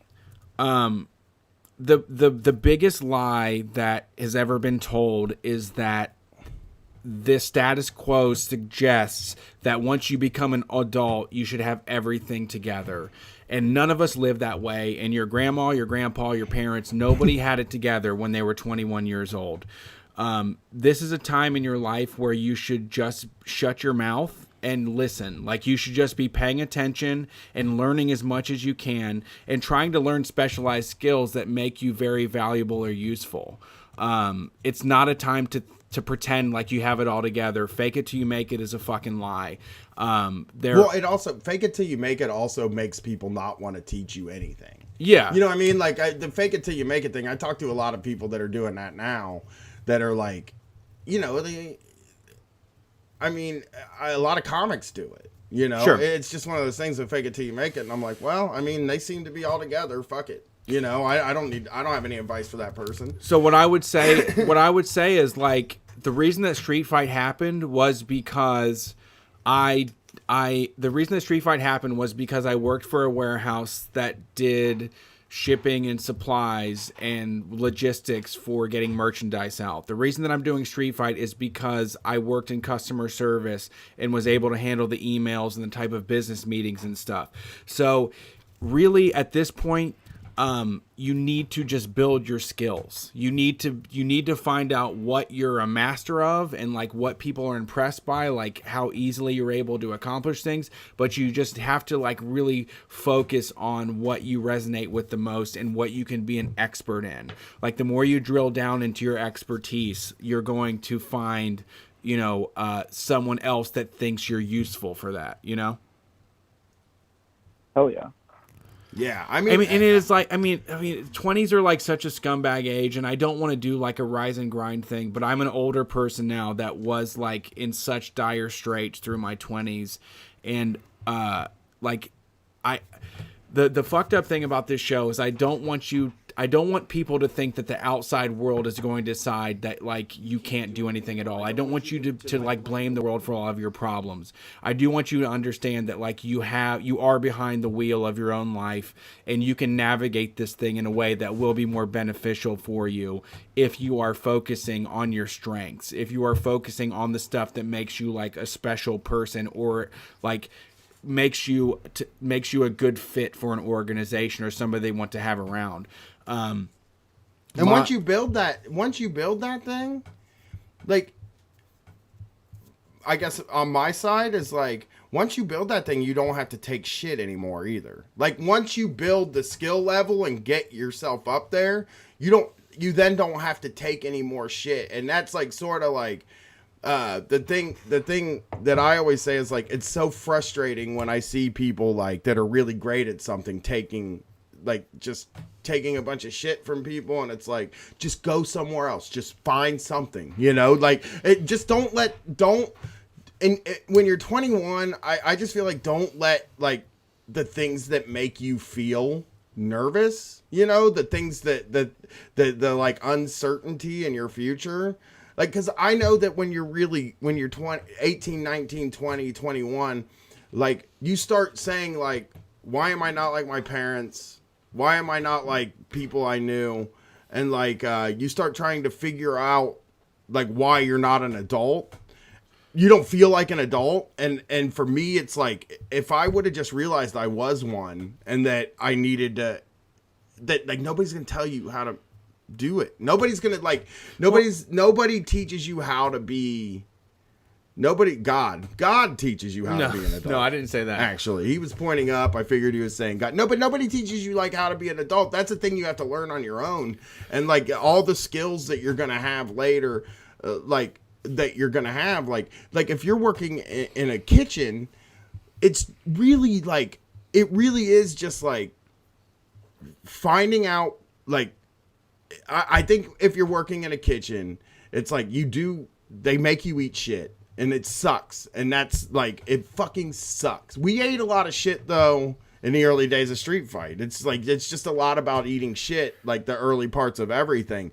But like, if you develop those skills, you don't have to go to culinary school. Like, you don't have to, like, cooking is like one of those great things.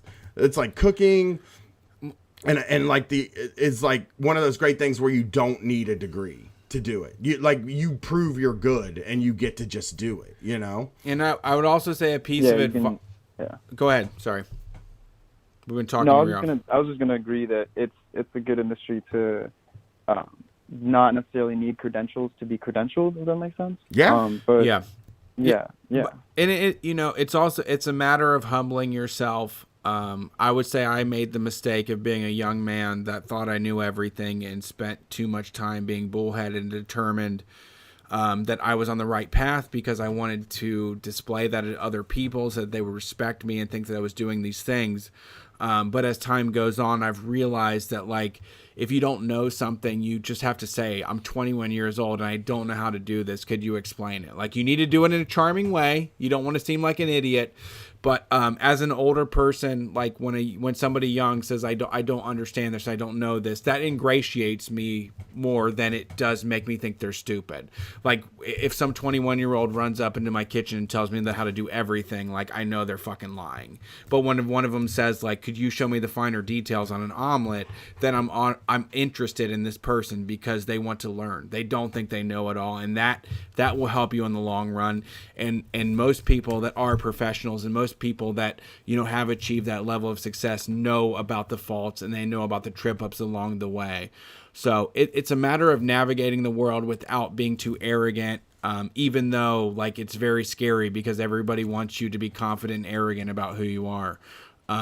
But, you know, there will hopefully be some mentors in your life that will show you, like, the right way to do things. I mean, I'll tell you right now that, like, there's people that I look up to a lot. Like, it's just like, he's right in that, like, you do have to, like, listen. Or, I mean, looking up to people, there's nothing wrong with that, you know? And it's like, I have people that, like, you know, I've had, like, a lot of a lot of people I look up to are fucking younger than me. Like, Jack Allison is a guy that I've had a lot of conversations with about, like, my job and like what I wanted to end up doing. And, like, you know, I just listened to him. You wanted to murder Michael Che, and that's what that was my job. I truthfully, like, when we were in Chicago, I was telling him, like, you know, I think I want to move to LA and like make a run at show business. And Jack was like,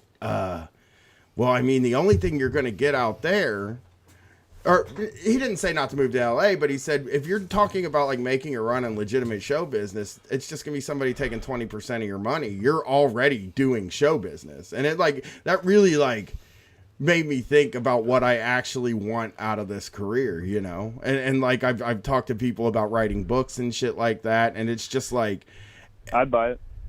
Thank you. I might buy a shock jock book. I might be writing a shock jock book. But I just think definitely then. I just think that, like, I wish I would have known that this was possible when I was 21.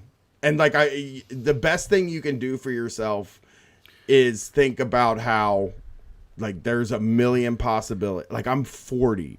This didn't happen till I was 38 years old. And everything before it, I was just bullshitting and doing shitty stuff.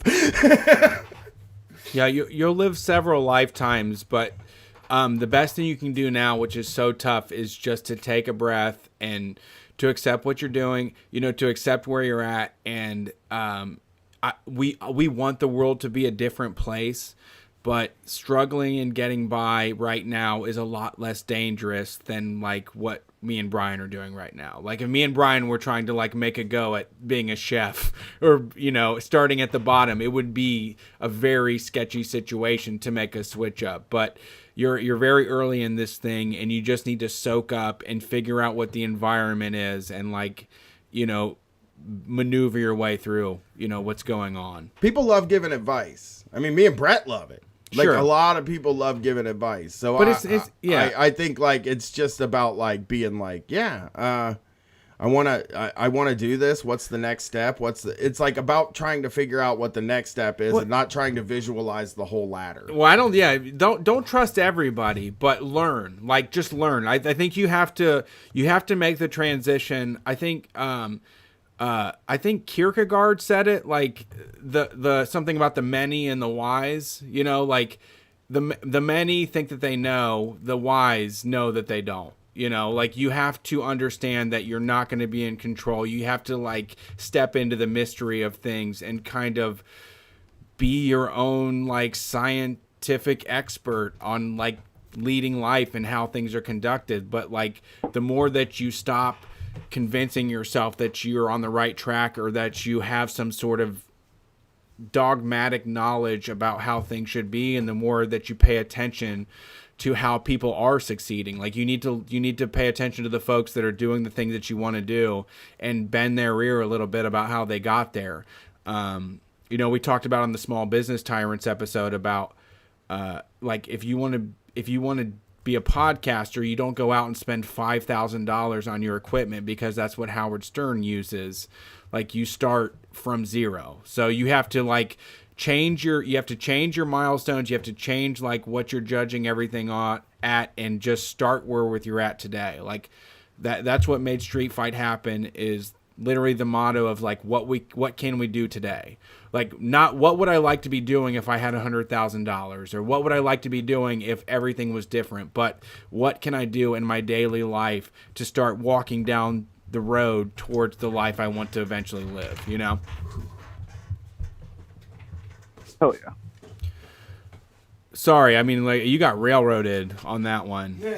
No, I appreciate it. I like it a lot. Like, I appreciate you guys being able to talk about like theory and politics and leftism and anarcho, like leaving capitalism, but also be realistic and, you know, accept the world as it is and give advice on that. Like, I think that's why I listen to you guys. I like, to some extent, I look up to you. Like, I don't want to put any pressure on you, but, like, you know, I really appreciate what you guys are doing, and, like, yeah, I really wanted to call in for that, and yeah. I appreciate that. Well, I mean, the thing about it is that I don't want to tell people that they're all doomed, because I don't think you are. I do believe life is a gift, and the chance that we have is something that we can, like, we are in charge of ourselves, you know? Not to be bootstrappy about it, but you are going to have to live day to day, and if you're subjected to the woes of other people and the oppression of other folks, and you just let that beat you down, it's going to be a miserable existence. But there's plenty of other ways to sidestep the normal thing. And, you know, I have a whole lot of shame about not having a degree. Not in, like, a serious way, but just that, like, I get a lot of shade from other people and from folks that, you know, don't respect people that didn't go to college. You know, there's a big classist disconnect with all of that. And I've said it before on the show that I spend a lot of time in mixed company with 6-figure fucking income earners that will just talk shit about people that didn't go to school. And like while I'm in the room, and they totally respect me as a person, but they would never conceive that I didn't go to a college to, like, be who I am, you know? Yeah, they have, like, a picture of an other, of a person that, like, just does drugs, doesn't want to go to school, just wants to be ignorant, and it's like, that is just so infrequently the actual reality. Like, yeah. And literally in that scenario, it's like you're talking about someone that's in the room with you, and that you're casting as someone completely different than what is anywhere near reality, you know? And at this point, my man, like, school is a scam. I mean, school is a way for them to just get you, because, like, student debt is something that you can't go bankrupt on. That's like they have you for motherfucking life on that. And in this day and age with the internet and the way that we're able to connect and create our own fucking things, and it's democratized all of the interactions that we have, like, the degree is not fucking necessary. Like, if you want to work for HP, if you want to work for all the big brands, absolutely, they want you to have that stupid fucking paperwork that says you're worthy of a higher income. But there are so many other folks out there that are doing operations where you can make yourself completely useful and get like your little slice of the pie. And you know, it's all about a lot of it is about adjusting, like, you know, your expectations of the world. And, you know, if your bills are paid and you have food, like, you're in a good place. And from there you can start plotting and scheming towards, like, what your next chapter of your life is going to be like, you know? Yeah. Yeah. Well, thanks for calling in. I appreciate it. Of course, man. No worries. I appreciate both of the monologues. Like, I don't. not upset for being talked over. That's like, it was awesome. Thank you. No, I mean, that's what you need. I mean, you follow the directions. You shut your fucking mouth and open your ears. Jeez, The Rock over here. This fucking The Rock. Hey, so step one, shut the fuck up. Yes, that's the one. Make yourself useful, okay? No, we appreciate it. Thank you for calling in, and I'm glad you called in and we were able to get that out there. We got one more call to go on Street Fight Radio, Sunday night call-in show. It's going down. Let's see who we got on here. Thanks for calling Street Fight. Who are we talking to? Hey, this is Matt. What's up, Matt? How are you? Why did I say it like I'm good. that? I'm listening to a lot of... That was great. I'm listening to a lot of sports talk radio right now, and now I'm starting to talk like them instead of shock jocks. How you? Hey, how you over there?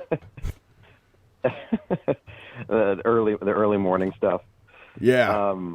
Yeah, no, I just caught the last bit of that call. I figured I'd call in, and man, I have to agree with everything that I was hearing. Like, it's so important to find like where you can make the most impact.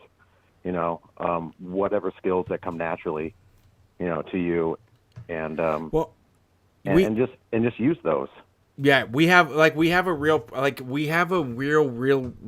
weird problem with our culture where people will openly flagellate themselves for their failures. Like, people are talking about their weaknesses, people are reading books, people are spending ridiculous amounts of money to try to fix the problems in their life or like where they fall short. But that is a waste of time and money, because it would be way better to just double down on your strengths. Like, we all offer something to people that is way more valuable. Like, there are things that I cannot accomplish, and I need somebody else that is good at, like, Photoshop, that is good at audio engineering, that is good at a million memeing, social media, whatever the skills are. People have those, and not all of us can possess. None of us are like the perfect fucking indigo child that can, you know, accomplish everything. And instead of like focusing on where you're falling short, you need to just make yourself more useful, more valuable, and double down on the things that you do well and you're passionate about, and that bring you joy and come easy to you. Yeah. It's really hard, you know, to know when that's going to come, and it didn't come from me until very recently, where I just this humbling, like, sort of energy, you know, just came over me, and I just had this peace. I did start going to therapy, and that made a big difference. I really just had to drop my pride, and now I can finally start working. You know what I mean? But that's what's incredible, though, is that I've already lived a lifetime, and I've just restarted. Like, I feel like I've started again with a new mindset that brings me joy and that is focused on happiness and, like, the betterment of everyone around me. And I have another fucking lifetime to go. Like, I have a whole nother lifetime. And I've already been alive for one miserable ass, long ass lifetime. And all of a sudden shit is like painted new again. It's quite incredible. I mean, it's shocking. Yeah. And that's exactly, it's exciting. Shocking is a good way to frame it, I think, too. And, I think exciting is better. I think exciting is better. Well, I mean, I think it's an awe. Like, you're in awe. Yes. Like, you realize it, and that's like the most important thing, is to realize that, you know, we definitely don't give ourselves enough. You know, one of the things I had to overcome was, like, just like telling somebody that, hey, I have I can't listen to people. Like, for some reason, I was just like, I would hear sound, but I wouldn't take in information. Right. And, and that was, like, so hard for me to deal with. And it was just, like, causing all kinds of problems, you know, in every facet of my life. And, basically, it ended up being anxiety, Yeah. which is an information Or blocker. AD. It's Yeah. it just blocks, you know. And it's like if you can't take any in any information, well, you are kind of stuck, you know, where you're at. And that was a big change for me. Like this, like curtain got lifted, and you know, and I just like you said, like the world opened up around you, and you realize what you can do for other people. You know, now that you're kind of like free, and it's there's so many resources, you know, around, you know, you guys here, you know, the community, you know, that you know that you guys have. It's super important, you know, that, you know, we don't forget how much we do have. And I have to, you know, agree with your echo your sentiment about not getting so, like, you know, thinking that there's just shit all around you, you know, and that the world is kind of shit, you know, because you know, you're kind of like this, you feel like this one thing fighting against literally everybody, but that's not really how it has to be, and you just have to let it go, and you can, you know, cry, and it will heal. And, you know, you will realize that, you know, you can do good, and that people do need you, and you are worth it. You know, I mean, it seems trite, but it's true. So I have no frame of reference here for the rest of the. I haven't listened to the Callin Show at all, so I don't know all these topics. But no, we don't have anything that going. we've covered, but man, no, I mean you're spot Yeah. on in that, like, you know, there are people that spend years of their life trying to hide the fact that they can't comprehend the information when someone's talking to them, right? There's people that have anxiety, and they've just come up with coping mechanisms to make it through and pretend like they're having a normal time while at work to make money. And they can't just come out and say, like, I have a hard time focusing. You know what? I just really, like, I can't fucking focus. Like, we have to change the communication because my brain is, like, not acclimated to this form of communication. And like that builds so much, like that just gets it becomes this huge problem that just keeps like snowballing over and over again. When if you could just say out loud and express your vulnerabilities, you know, in a way that, like, it's hard. It is hard. I mean, it makes, like, you worry that people look at you differently. You feel like you're now compromised as a person, you know. Right, and really what you are is an open person now. Right. You know, which is good. That's the best way to be. You have to go through it. Like, you have to punch through. You can't avoid it. Like, so many people that deal with those issues, like, do come up with mechanisms that, like, you know, talking about the food thing. I mean, even the men cook dinner, like, that's guys avoiding things until they fucking die and never dealing with them, you know, like never dealing with housework. There's, you know, when it comes to your work environment and your coworkers, like, just figuring out a way that makes sense so that you can get money. But if, like, internally you're always on edge and you're always lying about who you are, like, it doesn't last. Like, in the long run, it's better to just go through it and figure out, like, these feelings and get rid of them or tell them to everybody else. This is totally unfair, maybe problematic to mentally ill people, but, like, when I started doing, like, acid and mushrooms and weed, like, publicly, like, I would just say, like, I'm real fucked up right now. Like, I would go to UDF to get, like, a milkshake, and I would be like, I'm really fucked up right now, so can you just make sure this is like this? And they would just laugh. I'd be like, I took, like, 4 hits of acid, and I'm Christmas shopping right now. I can't get my card out. And, like, they would be like, just, okay, that's fine. You know, like, people are way more generous than we ever give them credit for. You know, we're all convinced that if people know about our vulnerabilities, they're going to use them to take us down or destroy us, and that's never the case. You know, like, we are destroying ourselves by withholding a lot of that information.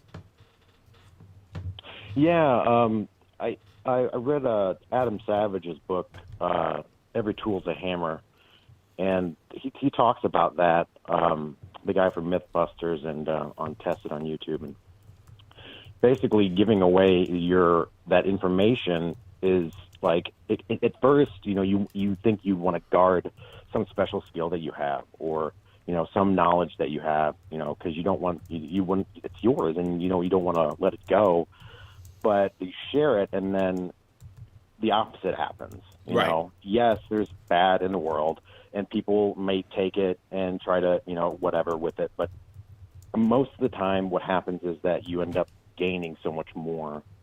In this, and I'm paraphrasing it, but it's a really good book on making stuff in general. But a really good read. Are you familiar with EMDR? Going back to therapy at all? EMDR? Yeah. No, I'm a cock and ball torture guy. I'm CBT all the way. No. Well, basically, I highly recommend that. If you basically find a therapist that practices that. Oh, it's a technique. I do know that. I'm sorry. Go ahead. I've heard a little bit of this, but go ahead. Okay. It's a technique that is, I know it's popular with PTSD. Yes. That's what I think it was mainly, used for initially, but it is like a magic trick that is happening, and it still works. But so EMDR is EMDR is for like really traumatic really traumatic things. This isn't like you grew up in a good household and you just have anxiety. EMDR, I believe, is when they use like light and sound to take you back to like a scenario to like recall the thing, and then it kind of puts you in hypnotic trance where you can kind of it like snaps you out of like the shitty way you've been thinking about it your whole life, basically, right? So it helps the left and the right brain talk to each other. I mean, I'm not a therapist, so sure, but I'm a patient. It's light, but was it light though? And it also helps with like, the only version I actually saw it in pop culture on that Russian doll show on Netflix. In the first couple episodes, there's I think one of the mom characters is a therapist, and she's in an office, and she has an LED light that's going back and forth, and she's talking to a guy. That's what I know. That's what I know. EMDR. Yes.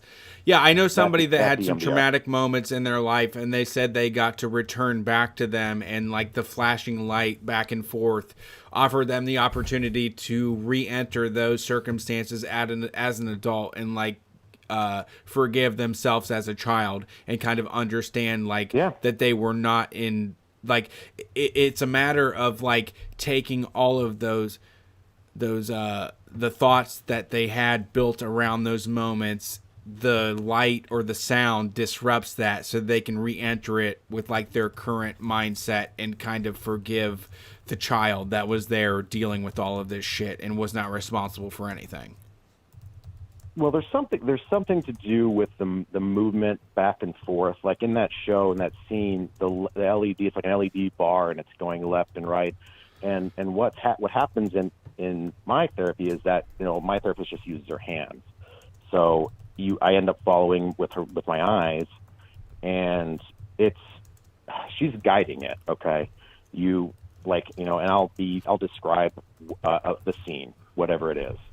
I will describe it in like extreme detail, where I'm feeling in my body. And at first, it may not, like the first time I couldn't even really I was like, what is this? Who cares? Like, I can't really what's the point of this? And then like the next thing I know, like I'm crying, you know, like it is just boom there. And it wasn't even about the thing that I was describing. And like, just revelation after revelation after revelation. And that was the thing that got me to let go of the anxiety and be able to let information in and hear people again. I mean, I'm talking like life-changing stuff, dude. I highly recommend anybody listening, if they're looking for a therapist, find one that practices EMDR too. Because it's, especially if you have any sort of traumatic, like anything, and like, I don't know who doesn't, to be honest.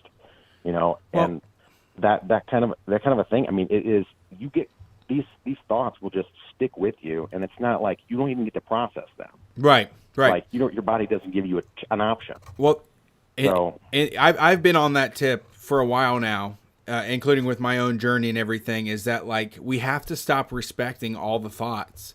Like, all of your thoughts are worthless. Like, all of the thoughts are not like these, they're not genuine.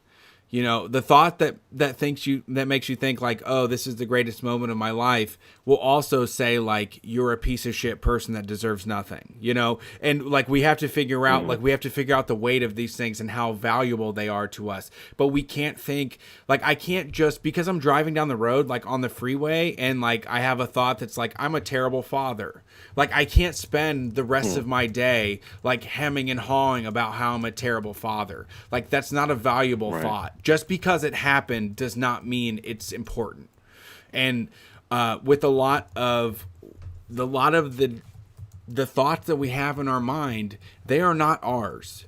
As much as we believe that there's a self, there absolutely isn't one. And we have internalized the dialogue of our parents and our grandparents that have judgments about things, you know? The eye doesn't see, the brain sees. The eye doesn't see shit. The eye is a pair of glasses. And everything that you look out from your eyes and see is judged and quantified by your fucking brain. And those thoughts are not pure at all. Those thoughts are all informed by horrible, toxic status quo bullshit that was handed down from older people. You know, we have to like step away from determination. We have to step away from like knowing everything. We have to step away from all of these thoughts being important. And like what I always preach to everybody is being comfortable in the mystery. Like, once you can find yourself being okay with not knowing, once you can find yourself with like not an answer for everything and you're fine with that, like that's where the calm, that's where the peace comes to me. You know, because like when you have those fucked up ways of looking about things from trauma and shit, even if you see everything as negative all the time, that's very comforting because you have a solid answer about stuff. The world is fucked up. I'm fucked up. I'm a piece of shit. I'm, you know, like all these things that are handed down, they are solidified and they're concrete. Like these thoughts that you have that just spring up out of nowhere, they are something that can be grabbed onto. But once you can step away from all of it and be in the moment without any sort of like definition or understanding about everything that's going on and be okay with it, like that's where I feel like the freedom comes from. Once you stop saying like I have nothing to do, and once you start saying like I can do anything I want to do, like that's the same coin, you know. Pick like up this phone and call you right now. Yeah, that's exactly what I did. I didn't even think about it. I just, all of a sudden, before I knew it, I was standing up and walking over to my phone, like watching a live YouTube stream. Pause, get up, call. I didn't even think. You're just doing it. Told my wife, and you could have wasted 90 minutes of your life like just thinking about it and like figuring out whether you want to do it or not. Whether I've called them, I don't know. You're gonna I'm gonna sound like an asshole. Like I don't have anything to say. I'm nobody. Yeah. Like you spent 90 minutes of your on, asshole. Start talking. Right. You spend 90 minutes of your life doing the anxiety, doing all of these things, like when you can just get it over with. Just do it. But you know, it is really hard. The programming that is handed down to us just feels so important and real. You know, it's just such it's a huge challenge to step away from things that feel that solidified. You know. And moving. I'm not belittling that at all. It's absolutely not an easy task. No. Like, but you say journey, and that's exactly what it is. Yeah, and it's you know, it's a matter of rethinking things, and it's a minority of people that ever go down it, and at the end of the day, I don't like hold it against anybody else that can't go there, because there's just so much in this world that prevents people from, you know, questioning or finding the relief that they need. Like it's a system that's set up against us as far as that's concerned.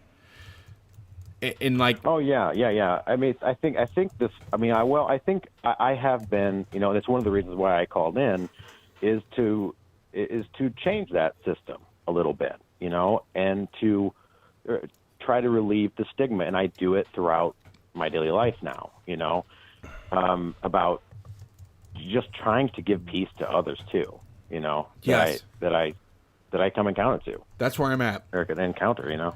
That's what I mean, you know, and that's what I like. That's like my half of this like project is like radical selfishness is what I say, in that like if I win, everybody else wins, and you know once like now that I'm good with myself, like this is what I've been trying. Like the people in my life is like get your shit together, and once your shit is together, like you can start helping other people get their shit together. And like that's what pays off for me is that I can use I now have the time I've spent the time I've spent the attention on making sure things are okay with me, and like now it's a matter of I can help other people. Like I'm no longer now that I'm not spending 90 minutes being like now that I'm like depressed for like a whole month out of the year or like 6 months out of the year, I have a lot of extra time on my hands to do other shit, you know? Right. Which, you know, was there the whole time. It was. You know, it just wasn't yours. You know, it just wasn't yours to have at that time. It just, you know, and you know, even if it's just ourselves in our own heads, like that's very powerful.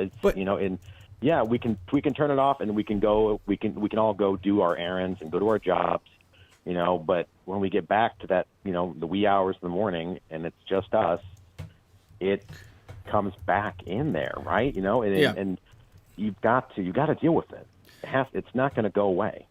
But to me, like the exciting thing about it is like talking to that kid that's 21 years old, and you know, being close to twice his age now, and like being at the point where I'm at, and realizing that like I get to live another lifetime, and that I understand that like the anxiety is a waste of time, and that if I go do Meals on Wheels or Food Not Bombs instead, I'm going to get a much better return on my investment. You know, I can spend I could spend all day worrying about my situation, or I could do an hour of charity and be fucking elated for a whole week, you know, for a whole month. Like that brings joy to me in a way that cuts through all of the like speculative bullshit about how I'm like a piece of shit narcissist or whatever like bullshit thoughts come into my brain, you know.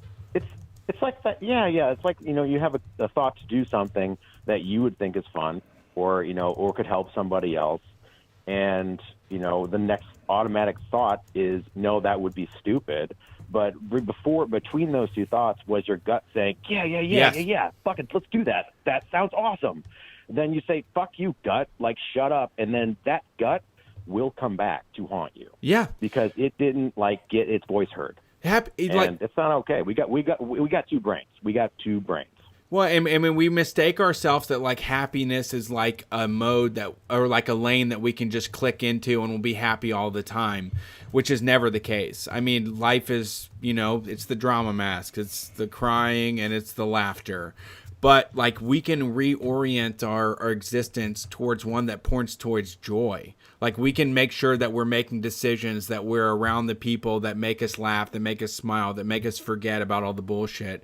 We can spend our time on helping folks. We can spend our time at work even with another plan. Like if you're going to a job 9 to 5 and you hate it, I completely understand. But if you could also set money aside to get out of there, or to work on your own thing, or to figure something else out. Like we can be mindful about our existence in a way that promotes our own joy and happiness. Like I said, be selfish as fuck. Like the more selfish I've been in my life, the more like houses have been paid off, the more lawyers have been paid for, the more everything has gone better for other people around me. That I've like focused on being a happier person that in my life, you know? Yeah, and that's what makes people like you.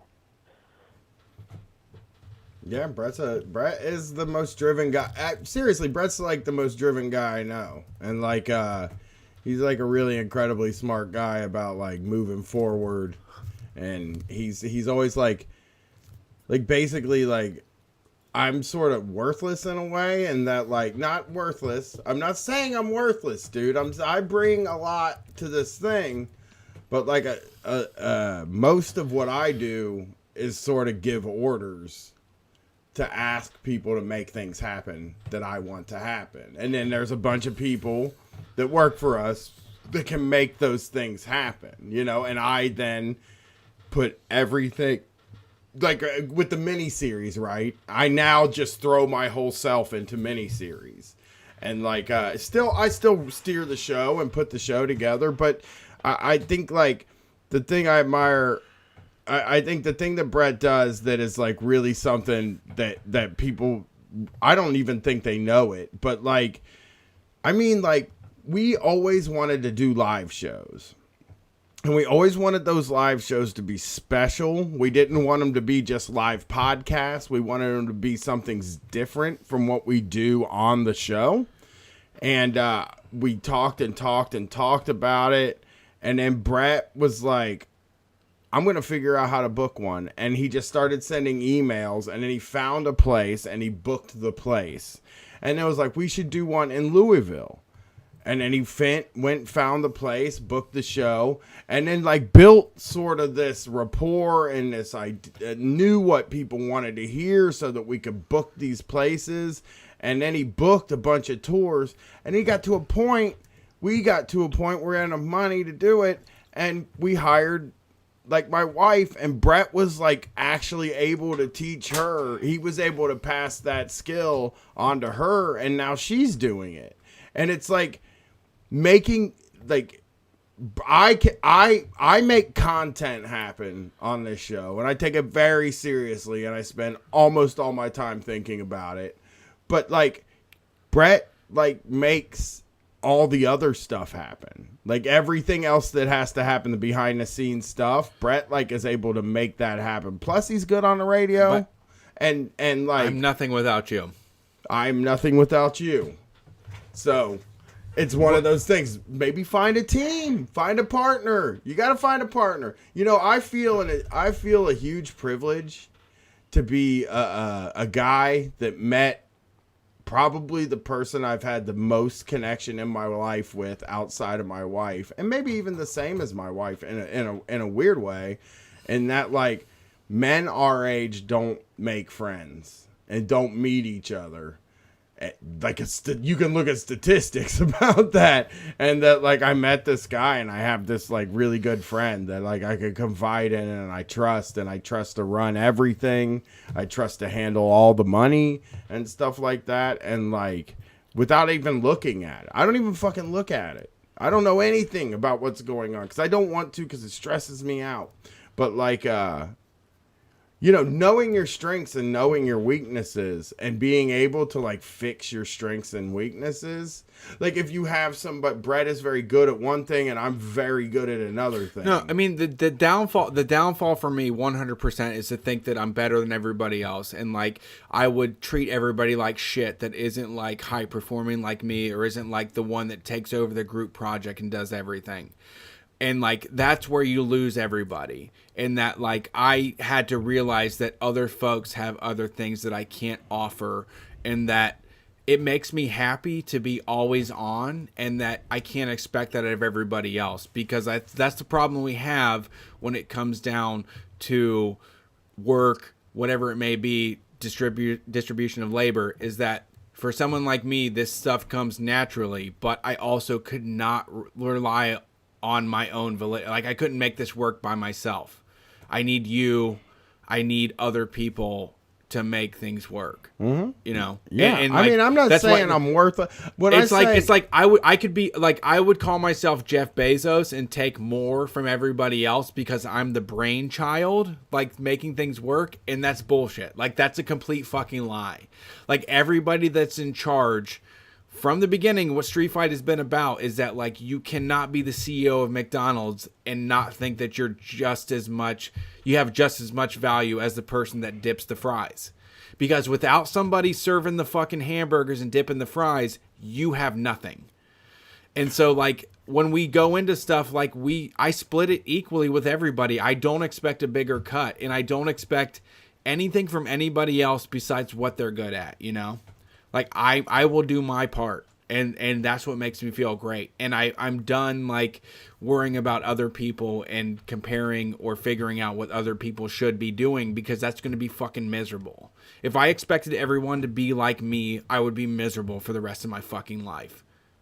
That's the downfall of existence, is thinking that you know everything and that folks should be like you.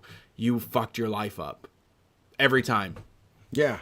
As soon as you have a guidebook. And like I said, I go into Street Fight. I downplay what I do because, okay, so I like doing my role in the show. Like, it's the path of least resistance for me. And it's like, you know, in my life, I wanted Street Fight to be a certain thing. Like, I have a mind for it, and I have an aesthetic for it, and I know what I want it to be. And I have also a relatively good idea of what Brett wants it to be, content-wise, not anything else. And, like, I think content is a very important part of the thing, and I tend to, like, outline things and create. A lot of the stuff that we talk about comes from things that I've worked on, and like a lot of the stuff on the mini-series feed, I'm going to be doing it and working very hard on it, and I am like taking things very seriously.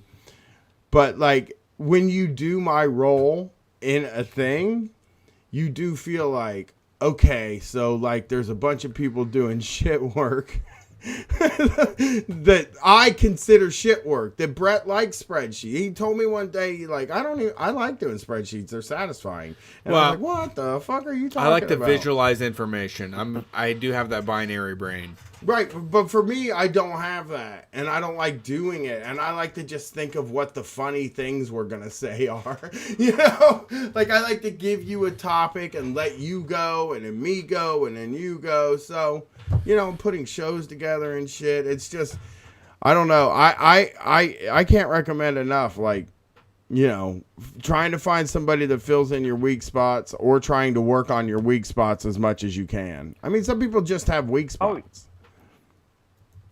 Well, yeah, Brian, I think it was this last, I don't know, it was the last basement show when you mentioned 8-packs of the seltzer water shit. Dude, I was dying.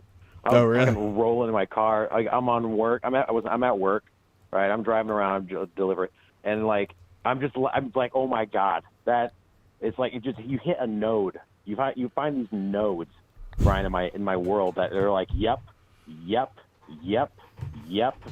And like you got the finger on the pulse, man. It's for real. Like that's exactly right. Well, time and time again, you know. I think I think if somebody ever asked me what me and Brett's like main skill is, what the thing we're best at is, we're best at knowing. We're best at knowing what'll like first rile up our listeners, and we're also the best at kind of like. We know what is happening. We're good at seeing what is happening before it's happening. And we're good. Like, I said this on the Opie and Anthony Shocktober episode, that, like, the downfall of Opie and Anthony was that they were egomaniacs. And that Opie hired Anthony, and they hired Jim Norton, and those guys were very talented and very funny, and Opie was not a funny guy. It wasn't his role to be funny. His role was to steer the show. Now, I said this on the show, and I'm saying this again. I steer the show, and I'm still funny. You know what I mean? So right. I don't think his job was that hard, and he would always be like, I don't have to be funny. I steer the show, blah, blah, blah. You know, get all the jokes in. And it's like... And it's like steering the show is like relatively easy, and making it happen works, but it is an integral part of making Street Fight the way that Street Fight is now, which is the most successful time of it ever happening. I mean, and I don't fucking pay attention to like the show before it happens. I literally just get like drunk and high, and then just have Brian tell me what we're going to talk about, like live on air. Yeah, they're like, I worry about everything else besides what the show is going to be. Well, so, I think, and like that for me is that in a way is for me is like, because you've had. Sorry, go ahead. you've had your head in a spreadsheet for the rest of the time. Right. Now is your time to finally relax. Yeah, like I like basically all I do is ride Brian's coattails and take admission. Like that's what I'm doing is all of the paperwork to make sure we don't get sued by the government. But when it comes to the show stuff, I gotta get on this ride, but I gotta have all my shit together to get on this ride. I can't miss this fucking ride. Absolutely. But yeah, I mean, in a way, like, but that's all I need. Like, it's a matter of, I guess, like the theme of this, it's a matter of playing a role. And, in this world, as you get older, you understand that some folks are playing their role, or people find a slot that they can get in. And like, that is very important because I, could fuck myself over as far as like believing my own shit about how good I am in my own thing, but I'm nothing without like other people, which is, that's just existence, It's trust, trust and vulnerability. Yeah. Trust and vulnerability. And it goes so far. It really does go so far. Like I'm somebody that like soaks up a lot of other people's problems or like really heavy topics and stuff, and every time someone has told me about things about them, it's only helped me like interact with them better. If someone says like I have a ridiculous amount of anxiety about this topic, like it's nothing for me. I'm a natural people pleaser, so it's nothing for me to like move. Like I can just revolve around it. Like I can adjust how I come at things based upon what you tell me. But if inside you're just like living a fucking nightmare of anxiety when you're interacting with me, like I have no idea until you let me know. And that's how most people are. Most other people can adjust to somebody, but that radical candor is really hard to believe. Like it's really hard to believe that it's going to be beneficial. It just seems like it's going to peg you as like deficient or as like a loose end, like something that has to be taken care of. But it will only get more people to understand like you as a person, interact with you better.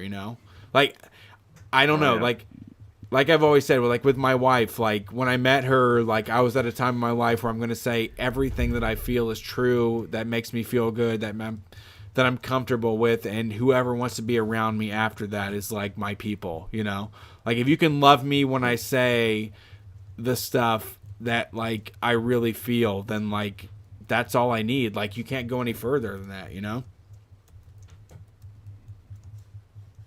Yeah. Just getting to that, like getting to that point, the faster the better that you can say how you really feel. Yeah, you have to punch through that. I mean, you really do have to punch through.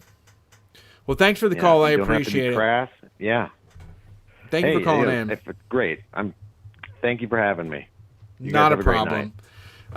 It was a great show. Good call in. We didn't have as many calls as last time, but like I feel like the shit, everybody. We're pissed. This is a monumental show. I feel like I'm gonna get a lot of messages about this one. If you loved it, please let us know. I want to know. I would like to also end this show by saying I don't need car advice.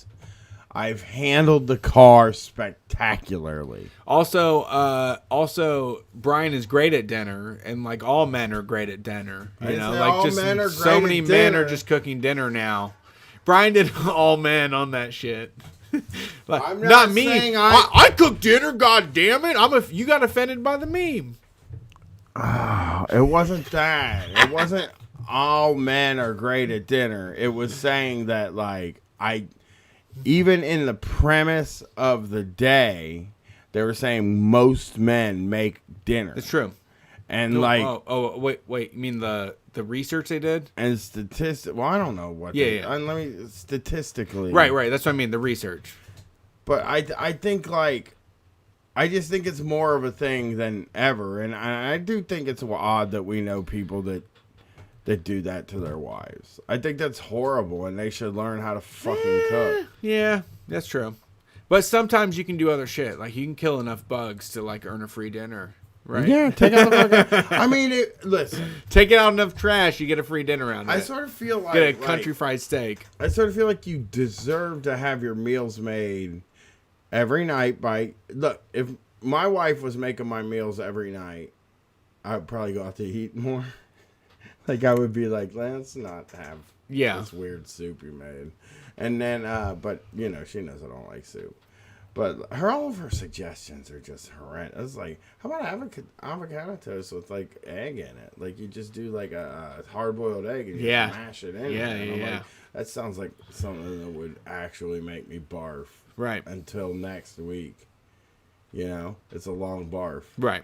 And, she just... I mean, and there's crazy times, man, because me and Gwen will be like, we want Dave's Cosmic Subs, and she'll be like, oh, fine, I'll just eat it home. And it's like, oh, you make us feel bad. Make you go. Yeah. That's a baller move.